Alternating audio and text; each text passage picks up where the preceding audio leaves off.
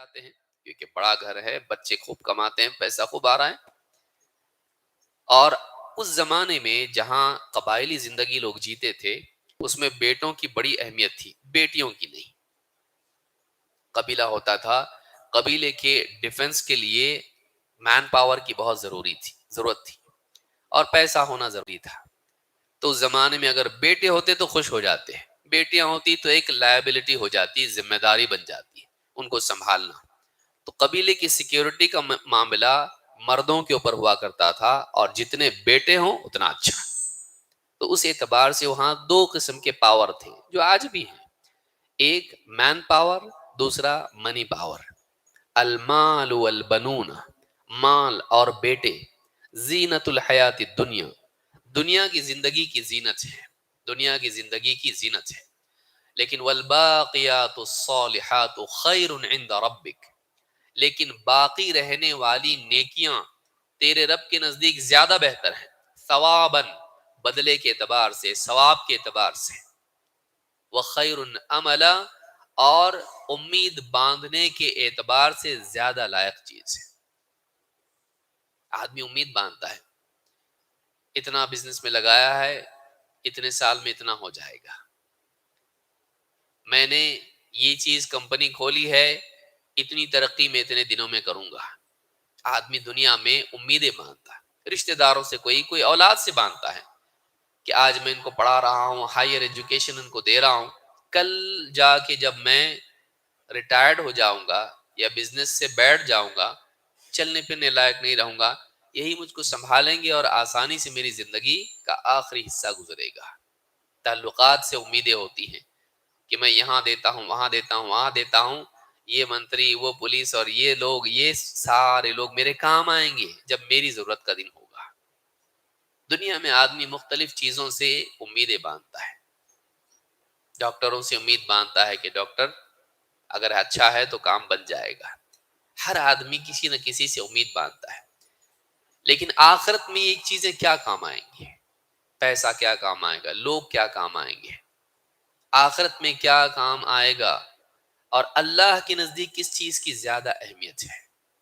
یہ لوگ اللہ تک نہیں پہنچاتے، مال اللہ تک نہیں پہنچاتا، بلکہ اللہ تک پہنچانے والی چیز، اللہ کے قریب کرنے والی چیز انسان کے اعمال ہے.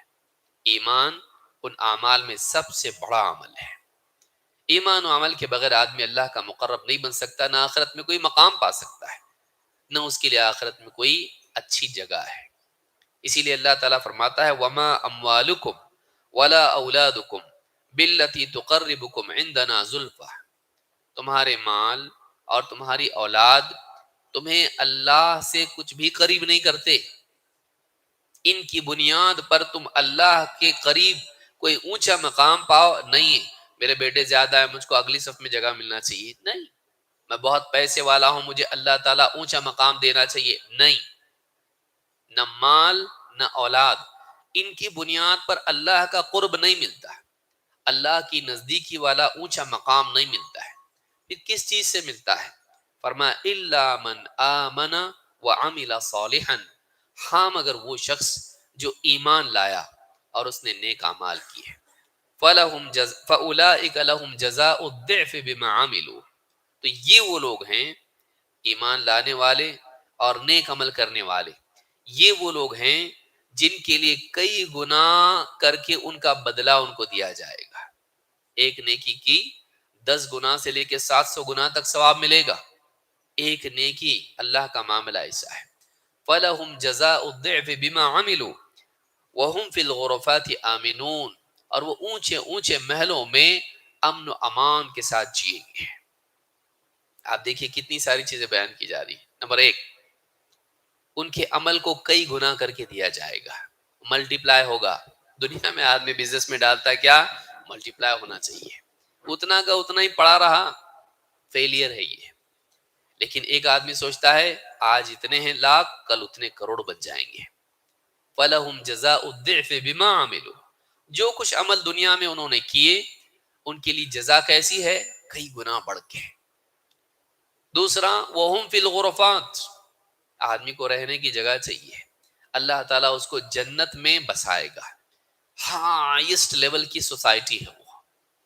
دنیا میں آدمی کیا چاہتا ہے؟ کون سی علاقے میں رہتے آپ؟ اچھا وہاں کیا ٹھیک ہے، علاقہ صحیح نہیں ہوا. کون سی سوسائٹی ہے؟ اچھا وہ سوسائٹی ہے بہت زبردست، پارکنگ سے لے کے ساری چیزیں فیسلٹی وہاں پر ہے. کون سی سوسائٹی میں آدمی رہتا ہے؟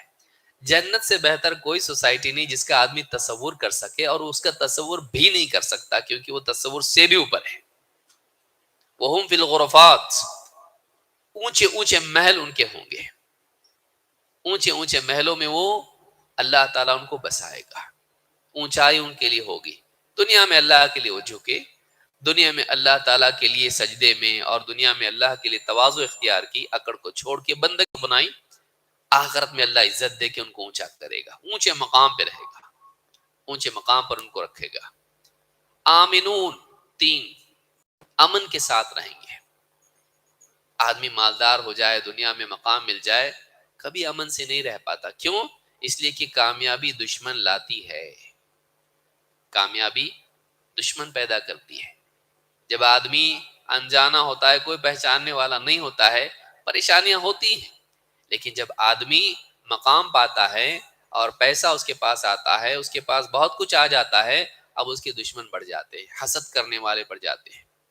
پھر یہ حسد کرنے والے اس کی کامیابی کے پیڑ کو نیچے سے کاٹنا شروع کرتے ہیں، اور وہ اوپر بے فکر رہتا ہے، لیکن نیچے اس کے مصیبت جاری ہو جاتی ہے. کبھی معلوم بھی ہوتا ہے، چین سے نہیں ہوتا ہے.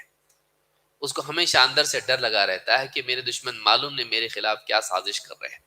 یہ جو چیز ہے انسان کی کامیابی کو بھی مقدر کر دیتی ہے، اس کی نعمتوں کی لذت کو کم کر دیتی ہے.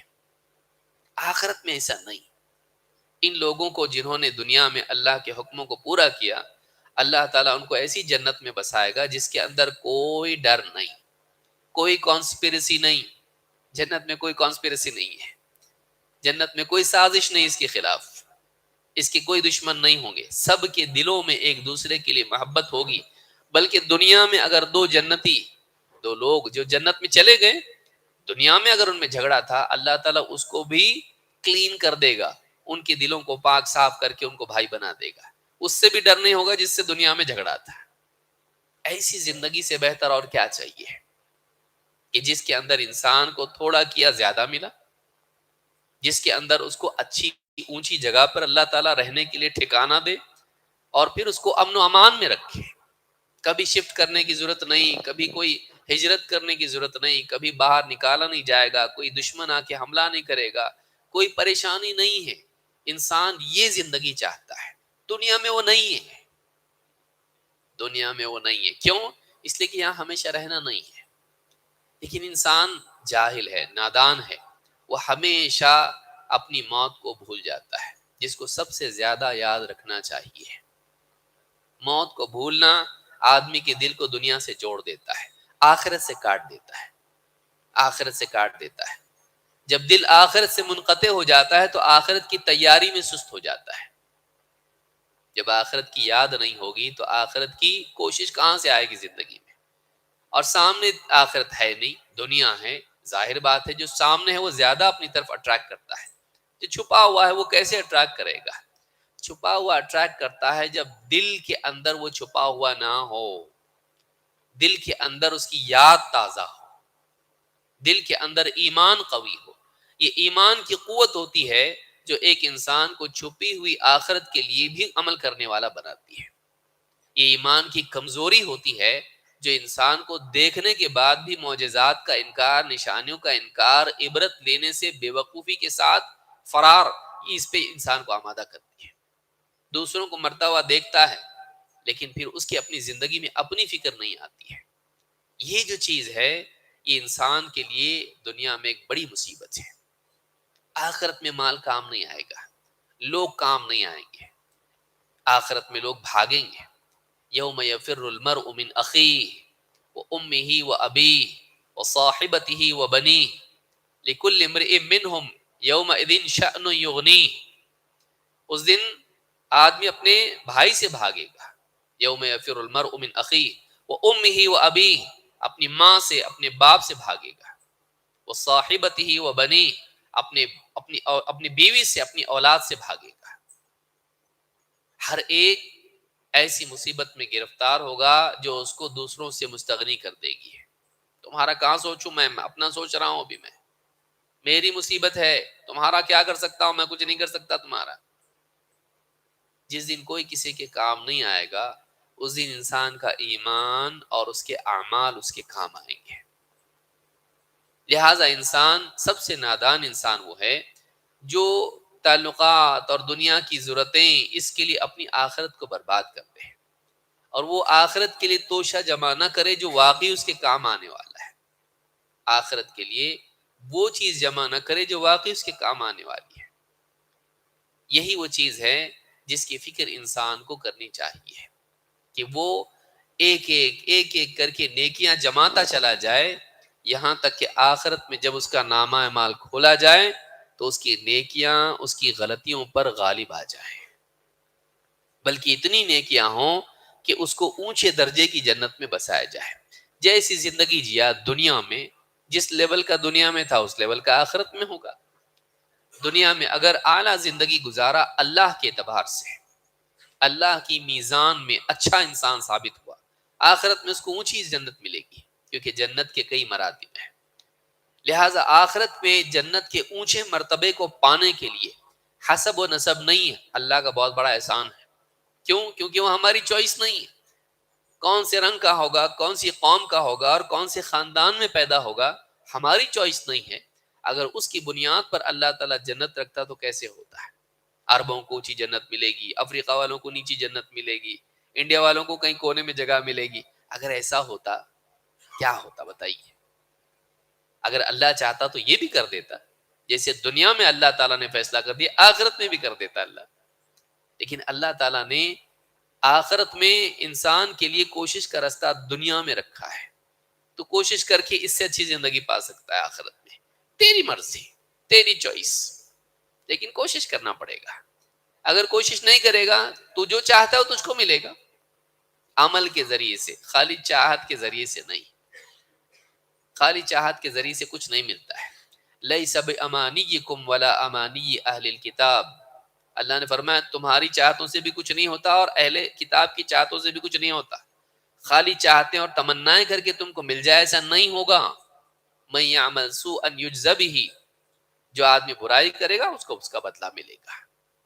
خالی چاہتے اونچی ہوں، کاش کہ جنت الفردوس مل جائے، کتنا اچھا ہوگا نا، بہت اچھا ہوگا. اس کے لیے عمل کرنا پڑے گا، عمل کرنا پڑے گا. خالی چاہت سے تمنا سے کچھ نہیں ہوگا، تجھ کو اس کے لیے کوشش کرنی پڑے گی. عجیب بات یہ ہے کہ دنیا کے بارے میں جو چیز آدمی جانتا ہے اور اس کو بالکل پتھر کی لکیر مانتا ہے اس صداقت کو، آخرت کے بارے میں بھول جاتا ہے. مولوی صاحب اگر خطبہ دے دیں بھائی اللہ تعالیٰ رزق دینے والا ہے، کچھ کوشش مت کرو، گھر میں بیٹھے رہو، جتنا رزق اللہ نے دینا ہے تم کو مل جائے گا. تقدیر کو مانتے کہ نہیں؟ سب بولے گے الحمدللہ. ٹھیک ہے، مت جاؤ کام پہ اور گھر پہ بیٹھے رہو، ملے گا تم کو. ایسا کیسا ملے گا؟ ہاں، جمعہ کے خطبے کے بعد چیل کوے کی طرح امام صاحب کے اوپر ٹوٹ پڑے گی پبلک. کیا بول دیا آپ؟ ایسا لوگوں کو بے عمل بنا رہے ہیں آپ. ساری امت بالکل عمل چھوڑ کے گھر میں بیٹھی رہے گی، کیسا چلے گا؟ مولوی صاحب کہیں اچھا یہ دنیا کا قاعدہ ہے، یہ آخرت کا بھی ہے. اللہ تعالیٰ نے جتنی ترغیب دنیا کے لیے دی ہے اس سے زیادہ آخرت کے لیے دی ہے. تو تم دنیا کے بارے میں تو اس قاعدے کو اتنا زور و شور سے مان رہے ہو، آخرت کے بارے میں کیوں نہیں مانتے؟ آخرت کے بارے میں تمہاری زندگی میں وہ تحریک کیوں نہیں ہے جو دنیا کے لیے ہے؟ آخرت کے بارے میں تمہارا بولنا کیا ہے؟ ٹوٹا پھوٹا جیسا بھی ہوں اللہ تعالیٰ جنت الفردوس دے دے.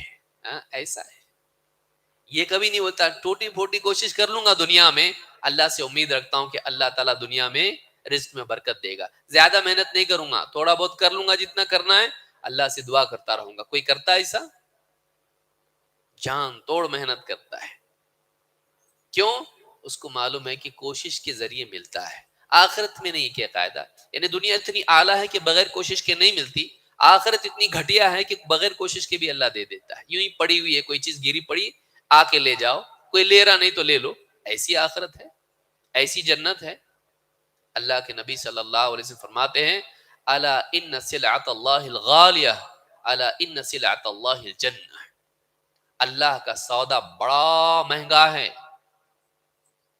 قیمتی ہے، کم قیمت نہیں، غالی ہے، وہ بہت ویلیوبل ہے، وہ جو سودا تم کر رہے ہو اللہ سے. ان اللہ اشترى من المؤمنین انفسهم واموالهم بان لهم الجنہ.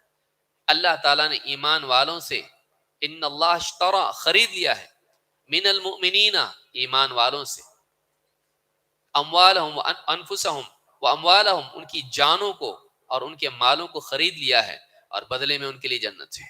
تمہارا پورا وجود اللہ کے نزدیک تم نے بیچ دیا اپنے آپ کو، نہ اپنے آپ کو بلکہ اپنی ملکیت کو بھی تم نے اللہ کے تابع کر دیا ہے. تیرا اللہ سب کچھ. انا للہ، ہم تو اللہ ہی کے ہیں. تو اللہ نے خریدا، اس کے بدلے کیا ہے؟ جنت. تو یہ جو سودا ہے بہت مہنگا ہے، بہت مہنگا سودا ہے. اللہ رب العالمین جو دے رہا ہے وہ بہت قیمتی ہے. تو جو دے رہا ہے وہ گھٹیا ہے، تو کمزور. وخلق الانسان ضعیفا، کمزور انسان. انسان کے اعمال کیسے، اس کی کوششیں کیسی، کچی.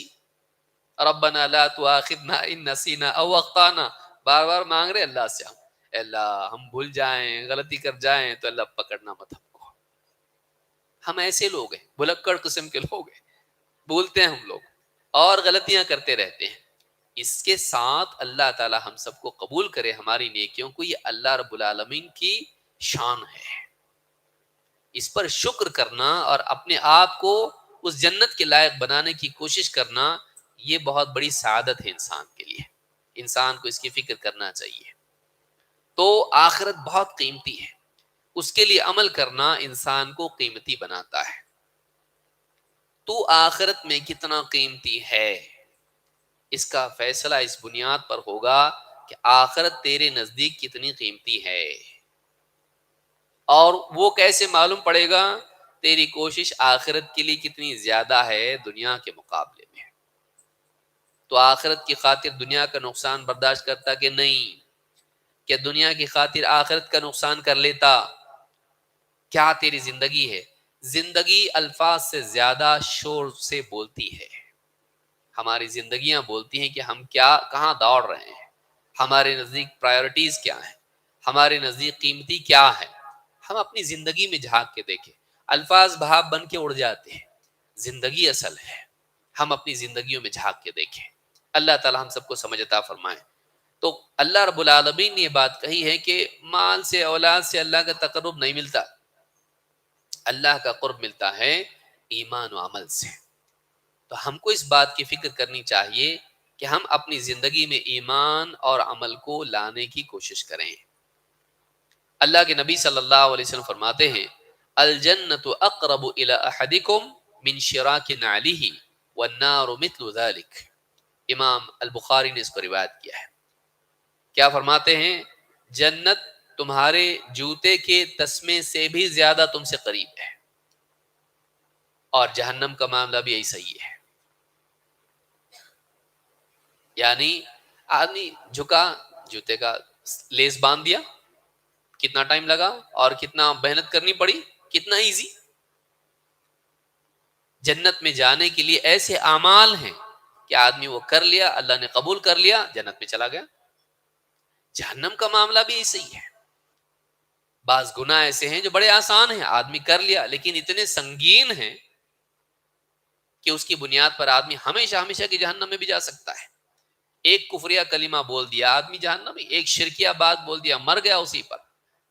بولنے میں بڑی ہلکی تھی، کوئی قوت نہیں لگی، زیادہ انرجی نہیں لگی، بہت سوچنا نہیں پڑا، لیکن اللہ کی بات کا انکار کر دیا، رسول کی بات کو ٹھکرا دیا.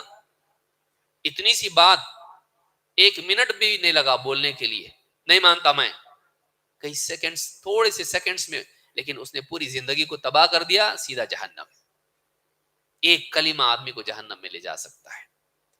تو جنت کا معاملہ بھی ایسا ہی ہے. ایک کلمہ انسان کو جنت میں لے جا سکتا ہے، ایک بات انسان کو جنت میں لے جا سکتی ہے، ایک چھوٹا سا عمل آدمی کو جنت میں لے جا سکتا ہے، اور ایک بظاہر چھوٹا عمل آدمی کو جہنم میں لے جا سکتا ہے.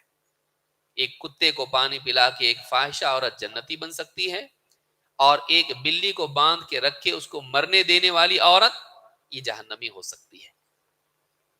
ایک انسان کو چاہیے کہ وہ دیکھے وہ کیا عمل کر رہا ہے. لوگوں کا یہ تصور ہے کہ دین بہت مشکل ہے، حالانکہ حدیث ہے الدین یسر، دین آسان ہے. ٹھیک ہے اس کے لیے نفس کے خلاف مجاہدہ کرنا پڑتا ہے، لیکن کوئی سمجھنے میں بہت مشکل پیچیدہ بات نہیں ہے، اور سادہ سادہ عمل ہے. مشکل یہ ہے کہ آدمی اس میں مداومت کرے، جمع رہے. جو اس میں آ کے ایک آدھ دن کر لیتا ہمیشہ نہیں کر پاتا ہے. عمل آسان ہے، اس پر جمے رہنا مشکل ہے، اس پر جمے رہنا مشکل ہے. جو آدمی اس مشکل کو پار کر جائے وہ کامیاب ہے. اللہ کو وہ بندہ پسند ہے جو دائمی طور پر عمل کرتا رہے، چاہے عمل تھوڑا کیوں نہ ہو. احب الاعمال الی اللہ ادومها وان قل، اللہ کے نزدیک سب سے محبوب ترین عمل وہ ہیں جس پر آدمی پابندی سے جمع رہے، چاہے عمل تھوڑا کیوں نہ ہو، چھوٹا کیوں نہ ہو. ہماری کمزوری یہ ہے کہ ہم کسی دن خطبہ سن لیے، جوش میں آ گئے، زلزلہ آ گیا، کبھی بیماری آ گئی، کوئی پریشانی آ گئی، فائنینشیل ایشوز آ گئے، فوراً اللہ کی طرف رجوع کرتے، اللہ آج سے میں صحیح چلوں گا، سچی بول رہا اللہ اس مرتبہ تو پکا. لیکن پھر جیسے مصیبت ہٹ جاتی ہے وہی حال ہمارا ہوتا ہے جیسے مشرکین کا ہوتا تھا. پھر واپس اپنی پرانی زندگی پر، پرانی روش پر چلنے لگ گئے. یہ نہیں ہونا چاہیے.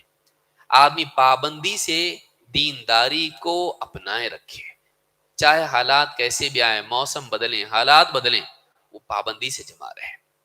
اور بہت ساری نیکی ایسی ہیں بہت آسان ہیں، لیکن آدمی ان کا اہتمام نہیں کرتا ہے ایک بیماری کی وجہ سے. اس بیماری کا نام سستی ہے. اس بیماری کا نام بہت بڑی بیماری اسی نہیں ہے کہ وہ کینسر کی طرح ہو، لیکن وہ بیماری کیا ہے؟ گھر گھر میں اس کا بسیرا ہے، گھر گھر میں اس کا بسیرا ہے. وہ بیماری کون سی ہے؟ سستی. اور ایسی بیماری ہے جس سے اللہ کے نبی صلی اللہ علیہ وسلم نے اللہ کی پناہ مانگی ہے. وہ چھوٹی نہیں ہو سکتی ہے، وہ بیماری چھوٹی نہیں ہو سکتی ہے. اللہم انی اعوذ بک من الہم والحزن والعجز والکسل.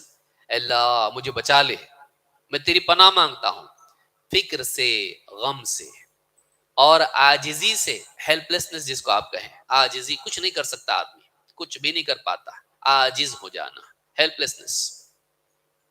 عاجزی سے اور کسل سے. عاجزی میں کسل میں جوڑی ہے. عاجز وہ ہے جو چاہ کے بھی نہ کر پائے، اور کسل وہ ہے کہ جو کر سکتا لیکن چاہتا نہیں.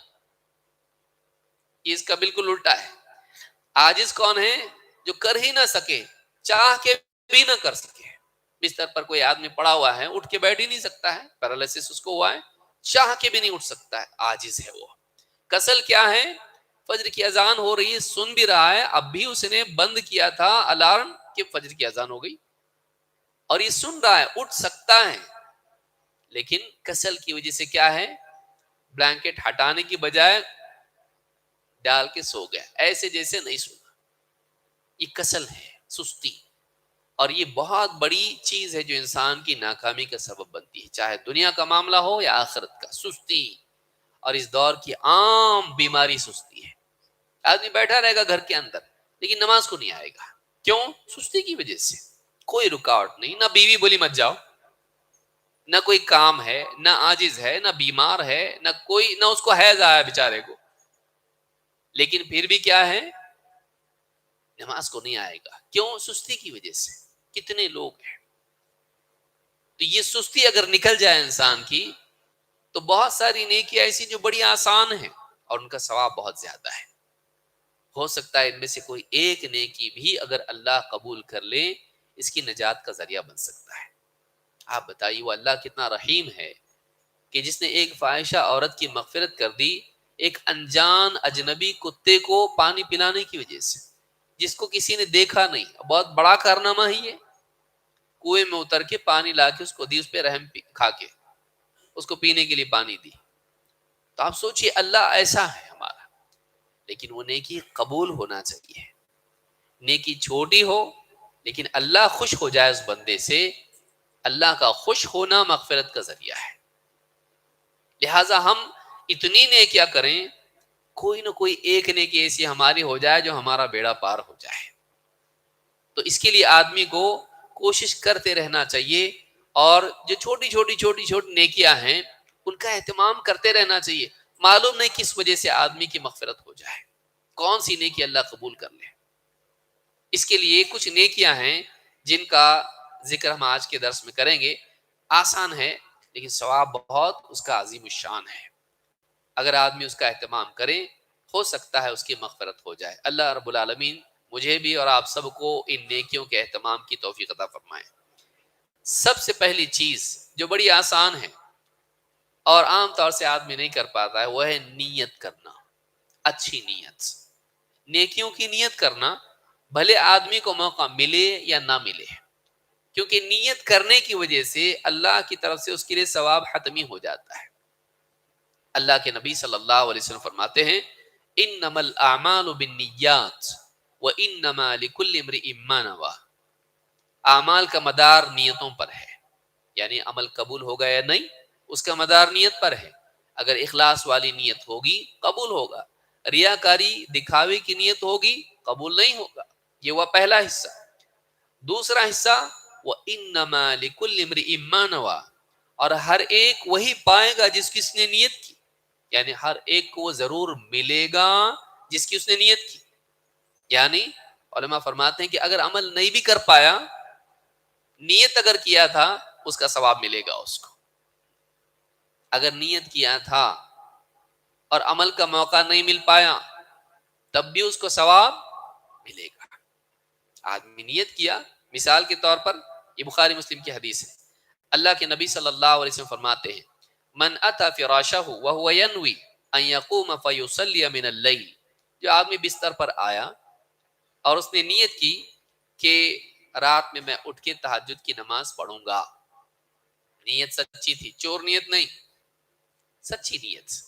بعض اوقات دل میں معلوم تھا نہیں اٹھنا ہے لیکن پھر بھی چلو نیت کر لیتے، یہ جھوٹی نیت ہے۔ نیت سچی نیت، اٹھوں گا میں، اور فغلبته عینه حتی یصبح، لیکن ہوا یہ کہ اس پر نیند غالب آ گئی، آنکھ کھولی نہیں یہاں تک کہ صبح ہو گئی، فجر کا وقت آ گیا اور تہجد کی نماز کا وقت نکل گیا۔ کتب له ما نوی، جو نیت اس نے کی تھی اللہ کے ہاں اس کا ثواب لکھ دیا جاتا ہے اس کے نام اعمال میں۔ کتب له ما نوی، لیکن سویا تھا نہ وہ، وکان نومه صدقۃ علیہ من ربہ، اور اس کا سونا اس کے رب کی طرف سے اس پہ صدقہ ہے، گفٹ ہے اللہ کی طرف سے اس کے لیے۔ سویا بھی اور تہجد کا ثواب پایا بھی، کس وجہ سے؟ پڑھا نماز، کیسا ملا؟ جب نماز نہیں پڑھا تہجد کی اور سویا بھی رات بھر، خر خر کراٹے بھی لیتا رہا، بیوی کو جگایا لیکن خود سویا، ثواب کیسے ملا اس کو؟ کس بنیاد پر ملا؟ نہیں پڑھ کے تہجد کا ثواب ملا، کس وجہ سے؟ سچی نیت کی وجہ سے۔ اگر ہم رات میں سوتے وقت اگر نیت کر لیں اگر اللہ توفیق دیا تو ضرور تہجد پڑھوں گا، اور آدمی اسی نیت کے ساتھ سو جائے، نہ بھی اٹھ پائے، نیند نہیں اس کی کھلی، تو اس کو ثواب ملے گا۔ ایسی کتنی نیکیاں ہیں جو آدمی اس کی نیت کر سکتا ہے۔ اگر اللہ نے مال دیا میں غریبوں کے کام کروں گا، میں حج کو جاؤں گا، اگر اللہ نے مال دیا میں مدارس کی مدد کروں گا، مساجد تعمیر کروں گا، اگر مال دیا دین کے لیے خرچ کروں گا، اور دنیا کے جتنے بھی معاملات ہیں بیماروں کے لیے میں ان کے کام آؤں گا۔ نیت سچی ہے اس کی، دیا تو کروں گا میں، مر گیا نہیں ملا مال، ثواب نہیں ملے گا۔ یہ حدیث بتاتی ہے کہ لِكُلِّ امْرِئٍ مَّا نَوَى، ہر ایک وہ ملے گا جس کی اس نے نیت کی ہے، کیونکہ نیت اس کی سچی تھی، اور نہیں ملا اس کو تب بھی اس کو اس کا ثواب ملے گا۔ تو کتنا بڑا ثواب آدمی ایسے ہی پا سکتا ہے بیٹھے بیٹھے، اگر اس کی نیت سچی ہو تو۔ اگر اس کی نیت سچی ہو تو مثلا گھر سے نکلا مسجد جانے کے لیے، نیت کی کہ میں مسجد میں اگر کوئی کسی کی اندر کوئی ضرورت ہو تو میں پوری کر دوں گا، اور کسی کو کوئی دین کی بات اگر علم اس کے پاس ہے، اگر کسی نے کوئی بات پوچھی اس کی صحیح رہنمائی کروں گا، کوئی بیمار ملے گا بیمار پرسی اس کی کر لوں گا، اور یہ سب کچھ نیت کر کے نکلا گھر سے، نہیں ہو پایا، نہیں ملا کوئی بھی اس کو، ایسا ثواب نہیں ملے گا؟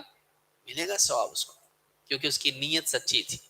تو کتنے ثواب ایسے ہی صرف نیت کی وجہ سے ہمارے نامہ اعمال میں آ سکتے ہیں، لیکن ہم لوگ نیت کرتے، ایسا تھوڑی ہوتا، نہیں کرتے، نیت نہیں کر پاتے، اور ہماری سستی کی وجہ سے وہ مواقع ہمارے چلے جاتے ہیں جو ہم لوگ کر سکتے۔ کتنے سالوں سے ہم سو رہے، رات کو سو رہے نا کہ نہیں سو رہے؟ سو رہے، لیکن ہم لوگ نیت کیے، کتنی مرتبہ ہم نیت کیے، انشاءاللہ اللہ نے توفیق دیا تو ضرور تہجد پڑھوں گا، کیے نہیں اٹھتا میں، نہیں اٹھتا میں بول کے نیت بھی نہیں کرتا. نیت تو کر سکتا تھا، اے اللہ دعا بھی کر کے سوئے، اے اللہ مجھ کو تہجد کو اٹھانا. ٹھیک ہے کسی دن اٹھ کے نہیں بھی پڑے گا گناہ تو نہیں ہوگا، لیکن کسی دن نیت کر کے نہیں بھی اٹھا تب بھی ثواب ملے گا کہ نہیں ملے گا؟ ملے گا. 50% بھی ہوا تو کتنا ہے؟ ہاں 50 مرتبہ پڑھا، 50 مرتبہ نہیں پڑھا تبھی بھی تو ثواب ملا نا. ایک بار بھی اگر ہو جائے تو کتنا بڑا ثواب ہے تہجد کا، اور وہی قبول ہو جائے تو نیت. لیکن آدمی کیا کرتا ہے، سستی کی وجہ سے نیت نہیں کرتا ہے. یاد رکھیں اس کو. امام نسائی، ابن ماجہ، ابن حبان اور حاکم نے اس کو روایت کیا ہے. اسی طرح سے اذان کا جواب دینا اور اس کے بعد اللہ کے نبی صلی اللہ علیہ وسلم کے لیے وسیلے کی دعا کرنا، اس کی کتنی بڑی فضیلت ہے. آئیے دیکھتے ہیں کیا فضیلت ہے. اللہ کے رسول صلی اللہ علیہ وسلم فرماتے ہیں اذا سمعتم المؤذن فقولوا مثل ما يقول، جب مؤذن سنو یعنی اذان کے کلمات سنو، فقولوا مثل ما يقول، جیسے مؤذن کہتا ہے تم بھی کہتے جاؤ. ثم صلوا علیہ، پھر مجھ پر درود پڑھو، پھر مجھ پر درود پڑھو. فإنه من صلى علی صلاة صلی اللہ علیہ بها عشرا، اس لیے کہ جو شخص مجھ پر ایک مرتبہ درود پڑھتا ہے اللہ تعالیٰ اس پر 10 مرتبہ صلاۃ نازل کرتا ہے. اللہ کا درود پڑھنا یہ ہے یا اللہ کا صلاۃ نازل کرنا یہ ہے کہ اللہ تعالیٰ مقرب فرشتوں کے سامنے اس کی تعریف کرتا ہے، اس بندے کی اللہ تعریف کرتا ہے. ثم صلی اللہ علیہ الوسیلہ، پھر اللہ تعالیٰ سے میرے لیے وسیلہ مانگو، اللہ تعالیٰ سے میرے لیے وسیلہ مانگو. فإنها منزلة في الجنة لا تنبغي إلا لعبد من عباد اللہ، اس لیے کہ وسیلہ جنت کی منازل، جنت کے مرتبوں میں سے، جنت کے مقامات میں سے ایک مقام ہے جو اللہ کے بندوں میں سے صرف ایک بندے کو ملنے والا ہے. وَأَرْجُ أَنْ أَكُونَ أَنَا هُ، اور آپ نے فرمایا مجھے امید ہے کہ وہ میں ہی ہوں گا، مجھے امید ہے کہ وہ میں ہی ہوں گا. فَمَنْ سَأَلَ لِيَ الْوَسِيلَةَ حَلَّتْ لَهُ شَفَاعَةٌ، اب دیکھیے کیا ہے، جو میرے لیے اللہ تعالی سے وسیلے کی دعا کرے گا میری شفاعت اس کے لیے حلال ہو جائے گی. قیامت کے دن میں اس کی سفارش کروں گا. جس آدمی کو یہ تمنا ہے کہ اللہ کے نبی صلی اللہ علیہ وسلم اس کے لیے قیامت کے دن سفارش کریں، جانے دو اس کو جنت میں، اس کے لیے سفارش کریں، نکالو اس کو جہنم سے.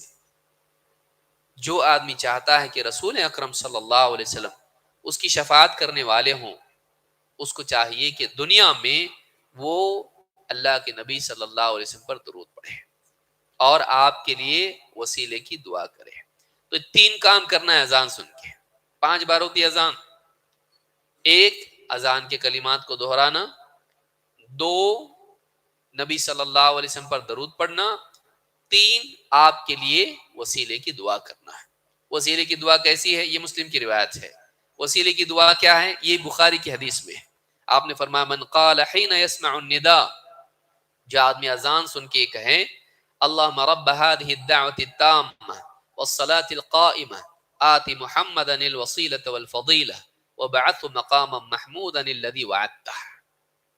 اے اللہ اللهم رب هذه الدعوة التامة، اے اللہ اس کامل دعوت کے رب، آت والصلاة القائمة اور اس قائم ہونے والی نماز کے رب، آت محمد الوسیلہ والفضیلہ، محمد صلی اللہ علیہ وسلم کو وہ جو وسیلے والا مقام ہے عطا فرما اور آپ کو فضیلت عطا فرما. وبعثه مقاما محمودا الذي وعدته، اور آپ کو مقام محمود شفاعت عطا فرما جو جس کا وعدہ تو نے ان سے کیا ہے. یہ دعا اگر آدمی پڑھے آپ فرماتے ہیں حلت له شفاعتی یوم القیامہ، قیامت کے دن اس کے لیے میری سفارش حلال ہو جائے گی، کنفرمڈ اس کے لیے. اس حدیث کو امام البخاری نے روایت کیا ہے. تو اس سے معلوم ہوتا ہے کہ جب اذان اور اس کے بعد یہ کام آدمی کریں اس کے لیے نبی صلی اللہ علیہ وسلم قیامت کے دن سفارش کریں گے. کون نہیں چاہتا ہے؟ خالی نعرے لگانے سے ہوگا؟ نبی کا دامن نہیں چھوڑیں گے؟ نعرے سے کچھ نہیں ہوتا ہے. آدمی کو چاہیے کہ وہ عمل کرے، اور یہ عمل کرنا چاہیے جو حدیث میں اللہ کے نبی صلی اللہ علیہ وسلم نے بتایا ہے۔ آگے بڑھتے ہیں۔ ایک اور عمل ہے جو عام طور سے لوگوں میں نہیں پایا جاتا ہے، اور وہ کیا ہے؟ مسواک کا اہتمام۔ آسان کام ہے، کچھ بہت محنت لگتی، برش نہیں کرتے نا، مسواک کیوں نہیں کرتے؟ نہیں کرتے۔ مسواک والا عمل کتنا قیمتی ہے۔ اللہ کے نبی صلی اللہ علیہ وسلم فرماتے ہیں السواک مطہرۃ للفم مرضات للرب۔ مسواک منہ کی پاکیزگی کا ذریعہ ہے اور رب کی رضا کا ذریعہ ہے۔ ایک فائدہ دنیا کا جسمانی اعتبار سے، ایک فائدہ آخرت کا اللہ رب العالمین کے اعتبار سے، کہ مسواک نہ صرف منہ کو پاک کرتی ہے بلکہ رب کو راضی کرتی ہے۔ یعنی جو آدمی مسواک کرتا ہے اللہ اس سے راضی ہوتا ہے۔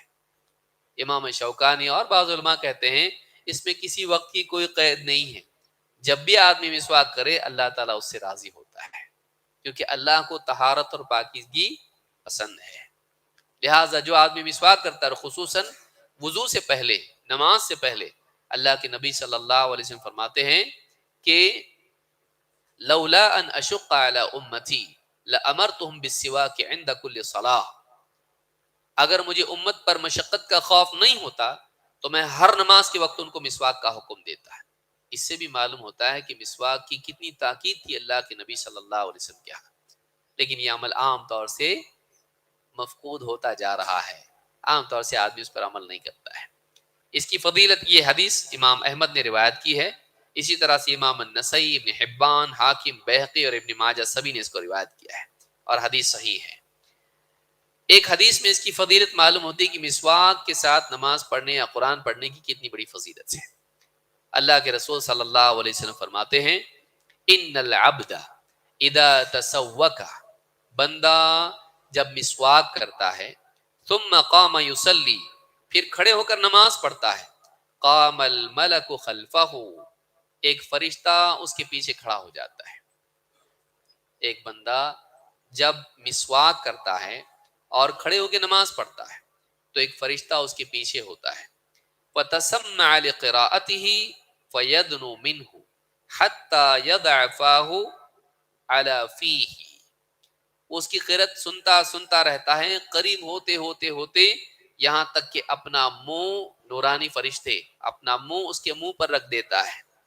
فما يخرج من فيه شيء من القرآن الا صار في جوف الملك، جو بھی اس کی زبان سے، اس کے منہ سے قرآن پڑھا ہوا نکلتا ہے، فرشتہ اسے اپنے اندر لے کر پھر چلا جاتا ہے، وہ فرشتے کے جوف میں چلا جاتا ہے۔ فطہروا افواہکم للقرآن، تو اللہ کے نبی صلی اللہ علیہ وسلم فرماتے ہیں تو اپنے منہ کو قرآن پڑھنے کے لیے پاک صاف رکھا کرو۔ یعنی مسواک کی حکمت کیا ہے کہ ایک انسان جب قرآن اللہ کا پاک کلام پڑھ رہا ہے تو اپنے منہ کو بھی کیا کرے؟ پاک صاف کرے۔ تو اس حدیث کو امام البزار نے روایت کیا ہے، اور صحیح ترغیب حدیث نمبر 215 پر شیخ الالبانی کہتے ہیں یہ حدیث حسن صحیح ہے۔ یعنی ایک آدمی جب مسواک کر کے نماز پڑھتا ہے تو فرشتہ اس کے قرآن کو لیتا ہے۔ یہ دوسرے کے لیے نہیں ہے، یہ کس کے لیے ہے؟ یہ اس کے لیے جو مسواک کر کے پھر نماز پڑھے اور اس میں قرآن پڑھے۔ تو اس حدیث سے بھی یہ بات معلوم ہوئی۔ اور ایک عمل ہے نمبر 4، وضو کے بعد ایک خاص ذکر ہے جس پر بندے کا ایک خصوصی اکرام ہوتا ہے اللہ کی طرف سے، چاہے وہ غریب ہو، چاہے وہ دنیا میں مشہور نہ ہو، اللہ کے پاس اس کا بڑا اکرام ہوتا ہے۔ وہ کیا عمل ہے جو عام طور سے لوگ نہیں کر پاتے ہیں؟ اللہ کے نبی صلی اللہ علیہ وسلم فرماتے ہیں ما منکم من احد یتوضا فیبلغ او فیسبغ الوضوء، جو بھی بندہ وضو کرتا ہے اور پورا وضو کرتا ہے، یعنی وضو کا پانی سارے اعضاء تک ٹھیک پہنچاتا ہے، ثم یقول، پھر اس کے بعد کہتا ہے اشہد ان لا الہ الا اللہ وان محمدا عبد اللہ ورسولہ، میں اس بات کی گواہی دیتا ہوں کہ اللہ کے سوا کوئی عبادت کے لائق نہیں اور محمد صلی اللہ علیہ وسلم اللہ کے بندے اور رسول ہیں۔ اور ایک لفظ میں ہے اشہد ان لا الہ الا اللہ وحدہ لا شریک لہ واشہد ان محمدا عبدہ ورسولہ، اس طرح سے بھی پڑھے، یہ بھی چل جائے گا۔ اور ترمذی کے الفاظ ہیں اجعل اللہم اجعلنی من التوابین واجعلنی من المتطہرین، اور اس کے بعد یہ کہے کہ اے اللہ مجھے خوب خوب توبہ کرنے والوں میں سے بنا دے اور مجھے خوب پاک صاف رہنے والوں میں سے بنا دے۔ جب یہ دعا پڑھا ہے تو اللہ کے نبی صلی اللہ علیہ وسلم فرماتے ہیں الا فتحت له ابواب الجنت الثمانیہ يدخل من ایہا شاء، اس کے لیے جنت کے 8 دروازے کھل جاتے ہیں، جس دروازے سے چاہے داخل ہو جائے۔ جنت کے دروازوں کا کھلنا کسی ایک عام آدمی کے لیے بہت بڑی بات ہے کہ وہ اتنی دعا جب پڑھتا ہے تو جنت کے دروازے اس کے لیے کھل جاتے ہیں، اب وہ جس دروازے سے چاہے داخل ہو جائے۔ آپ ایک بہت بڑی یعنی گھر سے باہر نکلے آپ مثلا، اور آپ کے لیے بڑی بڑی مرسیڈیز گاڑیاں آ کے کھڑی ہوگی 8، اور ڈرائیور باہر نکل کے صاحب اس میں آئیے، جس میں آپ کی مرضی آئیے، ایک بلیک کلر کی، ایک ریڈ کلر کی، ایک گرین کلر کی، گرین، اور 8 گاڑیاں اگر کھڑی ہیں، دنیا کی مہنگی سے مہنگی گاڑیاں، بستی میں آپ سب لوگوں کو دیکھ کے کتنا خوش ہوں گے، میرے لیے اس میں جاؤں کہ اس میں جاؤں کہ اس میں جاؤں، سب کے سب میرے لیے کھڑے ہوئے ہیں کہ صاحب اس میں بیٹھو، جس میں آپ کی مرضی بیٹھو۔ سوچئے گاڑی کا دروازہ کھلنا اتنا خوش، جنت کے دروازے کھلنا کتنی بڑی چیز ہے۔ اتنی بڑی چیز اس کے لیے کس چیز پر ہوتی ہے؟ اتنا بڑا معاملہ اللہ تعالیٰ اس کے لیے کرتا ہے، میرا بندہ، کہ وضو کرنے کے بعد اس نے ایک بہت بڑی گواہی دی جس کے بغیر نجات ممکن نہیں، اور سب سے زیادہ پسند ہے اللہ کو۔ ایک اللہ کی توحید کی گواہی، دوسرے محمد صلی اللہ علیہ وسلم کی رسالت کی گواہی، اور پھر اس کے ساتھ یہ بھی کہا اللہ مجھے توبہ کرنے والوں میں سے بنا، مجھے پاک صاف رہنے والوں میں سے بنا۔ تو میرا بندہ توبہ کو پسند کرتا ہے، خود اللہ توبہ کو پسند کرتا ہے، اور یہ غلطی کر کے رجوع کرنے والا بندہ ہے، اور یہ بندہ چاہتا ہے کہ وہ پاک صاف رہے ظاہراً و باطناً۔ اللہ کو ایسا بندہ بہت پسند ہے، اے جنت کے 8 دروازے کھول دیتا ہے، چاہے وہ فقیر کیوں نہ ہو، چاہے وہ محتاج کیوں نہ، چاہے وہ دنیا میں سب سے غریب آدمی کیوں نہ ہو، لیکن اس کے لیے جنت کے دروازے کھل رہے ہیں۔ کیا کرنا پڑتا ہے اس کے لیے؟ بہت محنت کرنی پڑتی، لیکن آدمی نہیں کرتا۔ کیوں نہیں کرتا؟ سستی کی وجہ سے۔ وہیں اگر معلوم ہو جائے کہ اس دعا کے پڑھنے سے آدمی کے بینک اکاؤنٹ میں 1,00,000 روپے آ جاتے، چھوڑے گا دعا؟ چھوڑے گا نہیں، بے وجہ وضو کرے گا۔ کیا وضو کر رہے؟ تجھ کو نہیں معلوم ہے، اکاؤنٹ میں پیسہ آتا ہے۔ تو دنیا کے اکاؤنٹ کو ہم اتنا جانتے ہیں، آخرت کے اکاؤنٹ کو؟ اصل اکاؤنٹ وہ ہے، یہ اکاؤنٹ بند ہونے والا ہے، مر گیا، سیز ہو گیا اکاؤنٹ، کچھ لے سکتا اس میں سے؟ کون لیتا اس میں سے؟ Government, home ministry. اس اکاؤنٹ میں سے اس کے مرنے کے بعد کون لیتا؟ بیوی، بچے، فیملی پوری لے لیتی اس کو۔ اس کے کیا کام آتا ہو؟ آتا کام؟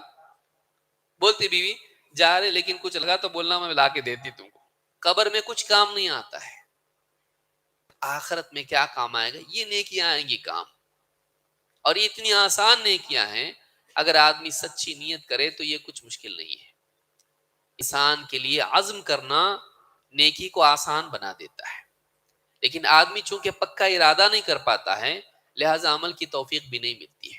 لہذا آدمی کو پکا ارادہ کرنے والا ہونا چاہیے، باقی اللہ کرتا ہے اس کے آگے، اللہ تعالیٰ مدد کرتا ہے، عزم پکا ہونا چاہیے۔ زندگی میں بہت اہم چیز یہ ہے کہ آدمی دل میں پکی نیت کروں گا میں اس کو۔ اسی لیے کیا کہا؟ انما الاعمال بالنیات، اعمال کا مدار نیتوں پر ہے۔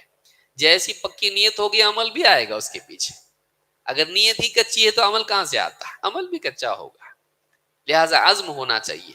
اس حدیث کو امام مسلم نے روایت کیا، اور اسی طرح سے امام ترمذی نے۔ ٹھیک ہے، گھر سے وضو کر کے مسجد کے لیے جانا چھوٹا عمل ہے، آسان ہے، چھوٹا نہیں ہے۔ اللہ کے نبی صلی اللہ علیہ وسلم فرماتے ہیں من خرج من، سنیے اس کو، حدیث کو، کتنا بڑا اجر آدمی کھوتا رہتا ہے زندگی بھر، لیکن اس کو معلوم ہی نہیں رہتا ہے کہ وہ کیا کھو رہا۔ من خرج من بیتہ متطہرا الی صلاۃ مکتوبہ، جو آدمی اپنے گھر سے نکلے وضو کر کے فرض نماز کے لیے، کیا ہونے والا اس کے لیے؟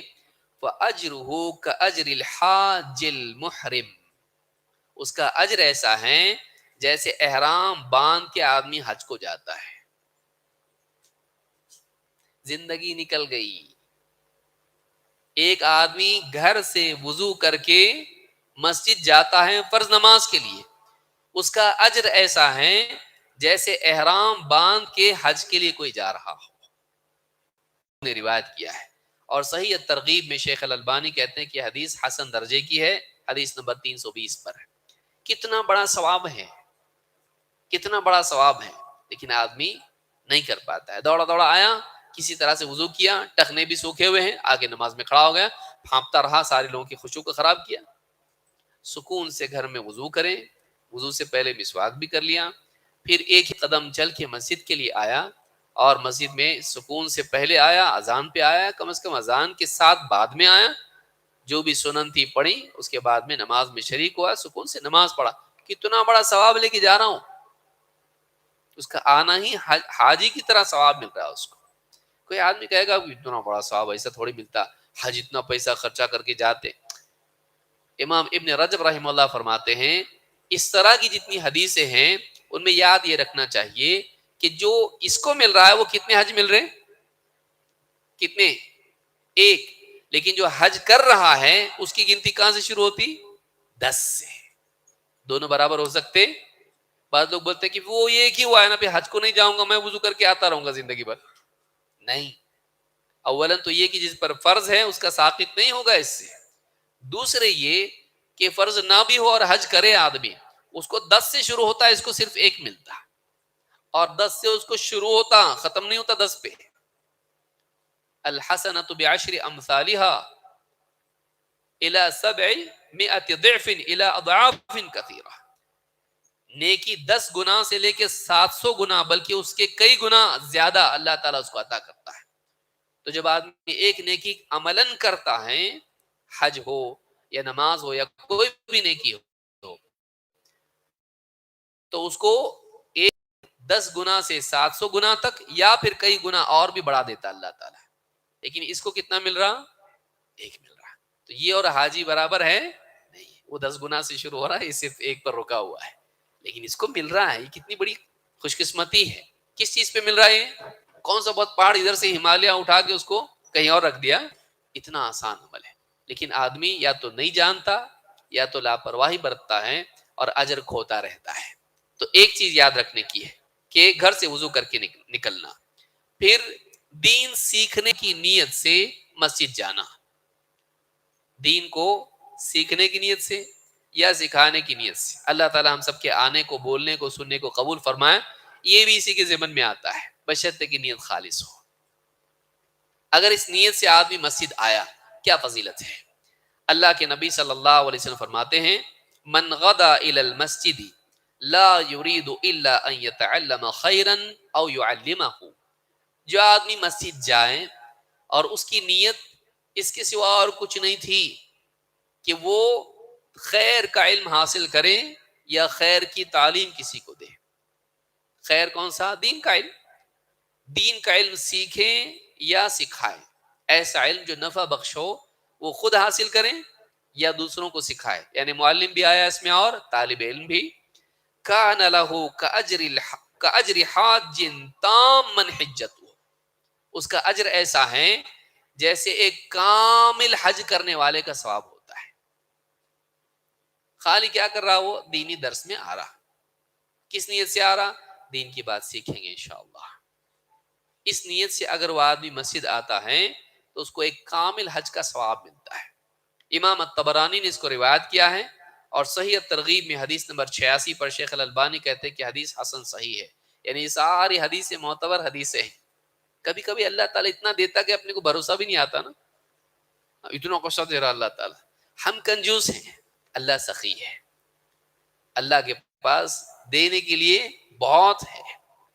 اللہ کے نبی صلی اللہ علیہ وسلم فرماتے ہیں حدیث قدسی میں، اللہ تعالیٰ خود فرماتا ہے کہ اے میرے بندو، تمہارے جن و انس اولین سے لے کے آخرین تک، پہلے سے لے کے آخری تک، سب کے سب ایک میدان میں جمع ہو جائیں اور سب کے سب ایک ساتھ اپنی ساری بڑی سے بڑی ہر تمنا مانگ لیں اور میں انہیں دے بھی دوں، تو میرے خزانے میں اتنی بھی کمی نہیں ہوگی جتنی سمندر میں سوئی ڈبونے سے ہوتی ہے۔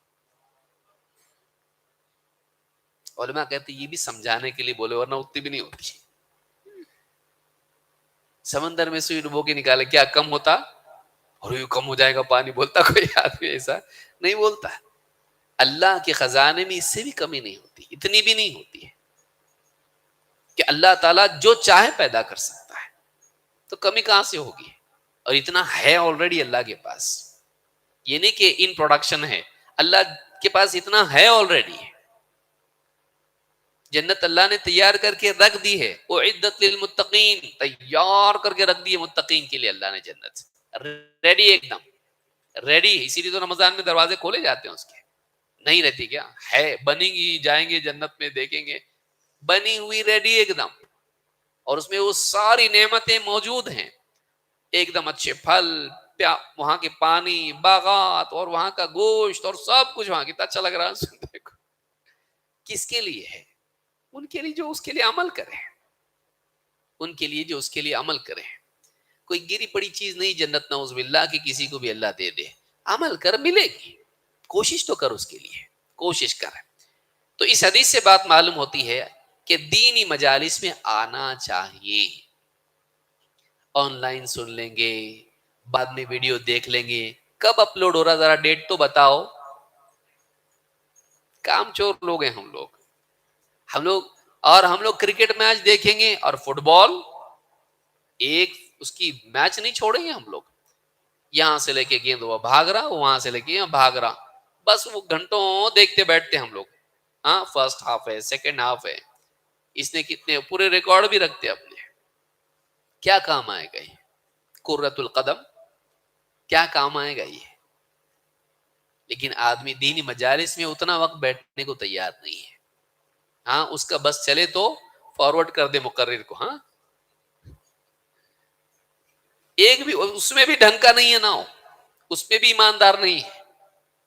ایک لگا تھا کسی کا درس عالم صاحب کو، وہ بھی 5 منٹ کی کلپ ہوگی، اتنا صبر بھی نہیں کہ 5 منٹ کا سن لے، سنے بھائی آگے دوسرا، اس کے سامنے ایک دوسرا پاپ اپ ہو جاتا ہے، یہ کیا ہے دیکھیں گے، یہ کیا ہے دیکھیں گے، ایک بھی ڈھنگ سے نہیں دیکھتا۔ کس کو کون سی خوش فہمی میں ہے تو، کون سے دھوکے میں ہے تو، کیا سمجھ رہا تو؟ نعوذ باللہ دین پہ احسان کر رہا، اپنے اوپر احسان کر رہا ہے دین کی بات سن کے، کیونکہ اگر یہ علم تیرے پاس نہیں ہوگا تو جانوروں سے زیادہ بدتر ہو جائے گا۔ اولئک هم شر البریہ، بدترین مخلوقوں میں سے آدمی ہو جائے گا اگر ایمان و عمل اس کے پاس نہ ہو۔ اور ایمان و عمل صحیح کیسے ہوتا ہے؟ علم کے ذریعے سے۔ اسی لیے پہلی آیت کیا نازل کی اللہ تعالیٰ نے؟ اقرا، پڑھ، علم کے بارے میں آیت نازل کی۔ علم نئی زندگی میں تو آدمی جانوروں جیسا ہو جائے گا۔ امام احمد ابن حنبل کہتے ہیں علم، دین کا علم کھانے پینے سے زیادہ ضروری ہے، اس لیے کہ کھانے پینے کی ضرورت انسان کو 2-3 بار پڑتی ہے دن میں، لیکن علم کی ضرورت ہر سانس کے ساتھ میں، ہر آن اس کو ضرورت ہے۔ اس کھانے پینے میں بھی علم کی ضرورت ہے، حلال ہے کہ حرام ہے، اس کے آداب کیا ہیں، اس کو کیسے ثواب کا ذریعہ بنایا جا سکتا ہے، علم بہت ضروری ہے۔ لیکن دھیرے دھیرے لوگ کیا ہو گئے ہیں؟ سست ہو گئے ہیں۔ دینی مجالس میں آنا، تکلیف اٹھا کے آنا، بیٹھنا، پیٹ دکھتی، یہ دکھتی، دنیا بھر کے لائن میں کھڑا رہتا ہے، اس میں نہیں دکھتی پیٹ، لیکن دینی مجالس میں آدمی سستی کرتا ہے۔ آئے دینی مجالس میں، نفس کو بغیر کچلے آدمی ترقی نہیں کر سکتا ہے۔ نفس کے چوچلوں میں آ کے دھوکے میں نہیں پڑنا چاہیے، میں تو تجھ کو کچلوں گا، ایسا ہونا چاہیے ہم لوگ، نہیں سنوں گا تیری میں۔ نفس آدمی سے تقاضے کرتا ہے، نہیں ایسا نہیں، ویسا نہیں، ایک کام کریں گے، دیکھو لائیو ہو رہا، سنو اس کو، کہاں جاتی اتنا دور، اتنا جانے میں ٹائم بچے گا، ابھی تو ہو بھی جائے گا پہنچنے تک، ہاں، اس سے اچھا یہاں بیٹھ کے سن، بیوی کو بھی سناؤ، ہاں، پکا کے سب بیٹھ کے کھاؤ اور کھاتے کھاتے سنو، کائے کا نہیں ہوتا۔ کوئی آیا، بیل بجا دیا، دوست آیا، بیٹھ گیا اس کے ساتھ میں، چھوڑ دیا درس، نہیں ہوتا ایسا۔ کچھ کام یا ارے وہ بھول گیا میں، چلو بھی بولی جاؤ دودھ لے کے آؤ، گیا دودھ لینے گیا، گھی بھی لے کر آ رہا ہے، نہیں ہوتا آدمی سے۔ یہاں کے بیٹھ گیا، بیٹھ گیا، لیکن اب موبائل نہ نکالے جیب سے. بیوی سے زیادہ پیارا ساتھی ہو گیا اب آج. دینی مجالس میں بیٹھ کے آدمی تھوڑا سا سنی ہوئی بات ہے نکالتا، scroll scroll scroll scroll scroll, آدمی اس میں لگ جاتا، پھر اس کو لائک کر رہا، ہاں اس کو کمنٹ کر رہا، اور آدمی کے اندر سے ہوتا کچھ تو آیا ہوگا، کچھ تو آیا ہوگا، میسج ایسے سے اکاؤنٹ میں پیسے آ رہے. یہ سب شیطان کے دھوکے ہیں. خالص دینی مجالس میں آیا آدمی موبائل بند کر کے رکھتا. ٹھیک ہے کوئی آدمی ایمرجنسی ہے، گھر میں کوئی بیمار بھی ہے، سائلنٹ پہ رکھے، اس کو ضرورت ہو تو ہی دیکھے. سوشل میڈیا نہیں. آج بڑے بڑے یعنی تحقیق کرنے والے بتا رہے ہیں اس سے پرابلم ہو رہا ہے. تو ہم میڈیا سے کٹ کے ہم دینی مجالس میں آئیں، بیٹھیں، پابندی سے آئیں، برابر آئیں. وہی بات وہی بات وہی بات. کھانا کے بعد ایسا بولتا ہے، ایسا وہی کھانا بس ختم، چھوڑ دیا میں نے کھانا آج کل، بچپن سے کھا رہا، کب سے کھا رہا میں. بولتا ہے ایسا. کبھی پانی جانے تو کتنے بار پینے کا پانی کرتا ہے ایسا نہیں. وہ یہ جانتا ہے یہ نہیں ہوگا تو زندگی میں ڈی ہائیڈریشن ہو جائے گا، مال نیوٹریشن ہو جائے گا. انگلش میں بولے تو صحیح ہو جاتا. اور دینی ڈی ہائیڈریشن نہیں ہوگا، دینی مال نیوٹریشن نہیں ہو جائے گا، آدمی کا ایمان کمزور نہیں ہو جائے گا. جسم کے کمزور ہونے کی فکر ہے، اس لیے کھاتا سیم کھانا روز، روٹی روٹی روٹی، چاول چاول چاول، سالن، گوشت تو چھوڑتا نہیں کبھی. لیکن دینی مجالس میں اگر ایک بات پھر سے آ جائے، ایک حدیث پھر آ جائے، ایک آیت پھر آ جائے، سنا ہوا ہے یہ. اور پیسے سے فائدہ ہوتا ہے، پیسے کے بارے میں زندگی بھر بات کرتا رہتا ہے، کبھی چھوڑتا پیسے کی بات کرنا. کوئی ایک دن بتا دیجیے جس میں آپ نے پیسے کی بات نہ کی ہو، اور آپ کی بیوی نے پیسے کا حساب آپ سے نہ بتایا، اور نہ اس پہ یہ لانا ہے وہ لانا. وہی بات بار بار بند کر دو، آج کے بعد یہ بات نہیں ہے، کچھ نہیں لانا ہے اپنے کو. کرتا کبھی ایسا؟ اس کو ضرورت سمجھتا ہے، اس کو ضرورت نہیں سمجھتا. دینی مجالس میں آئیں، اتنا بڑا ثواب ہے. کیوں بتا رہے ہمارے نبی ہم کو ایسا؟ تاکہ ہمارے دل میں ترغیب ہو. کیوں ثواب رکھا گیا؟ تاکہ آدمی کرے، اس کی زندگی کی بقا اس پر ہے، اس کی ایمان کی قوت اس میں ہے. دینی مجلس میں آنا، دھوکہ نہیں دینا اپنے آپ کو. دل نہیں چاہے تو بھی آنا نہیں تو نفس کے غلام ہیں ہم لوگ. ہم اپنے نفس کے غلام ہیں. اگر ہم لوگ نفس کی باتیں مان کے آرام پسند ہو گئے ہیں، آخرت کے لیے اچھا نہیں ہے، یہ پرابلم نہیں ہے. گھر سے نکلتے وقت ایک دعا ہے جس میں بہت بڑی فضیلت اس کی ہے، شیطان سے سیکیورٹی. اللہ کے نبی صلی اللہ علیہ وسلم فرماتے ہیں اذا خرج من بیتہ، آدمی جب اپنے گھر سے باہر نکلتا ہے، فقال بسم اللہ توکلت علی اللہ لا حول ولا قوت الا باللہ، بس اتنا ہی. آدمی جب اپنے گھر سے نکلتا ہے کہتا بسم اللہ توکلت علی اللہ لا حول ولا قوت الا باللہ، بس اتنا بولتا ہے، کیا ہوتا؟ فیقال له حسبک، اللہ کی طرف سے اس کے لیے اعلان ہوتا ہے، فرشتہ کہتا ہے حسبک، بس بہت کر لیا تو نے، اب کافی ہے تیرے لیے اتنا کرنا. حسبک قد کفیت و ہدیت و وقیت، تین وعدے.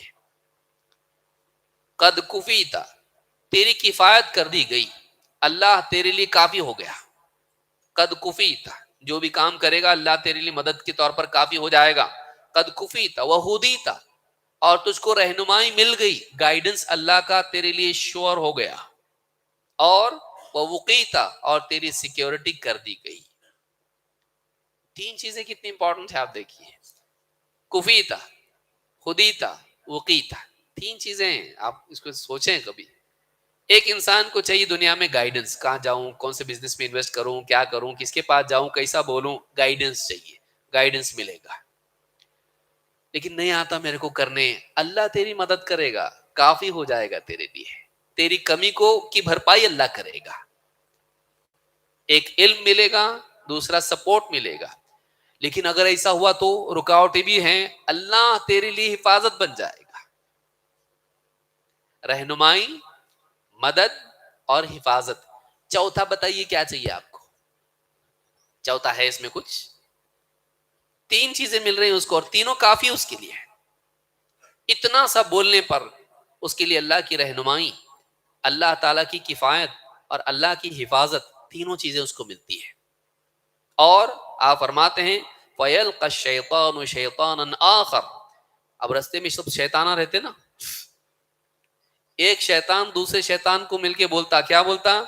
کیف لک برجل قد کفی وہدی ووقی. اب کیسا بس چلے گا تیرا اس کے اوپر جو جس کے لیے کفایت ہو گئی, ہدایت مل گئی اور حفاظت اس کو مل گئی.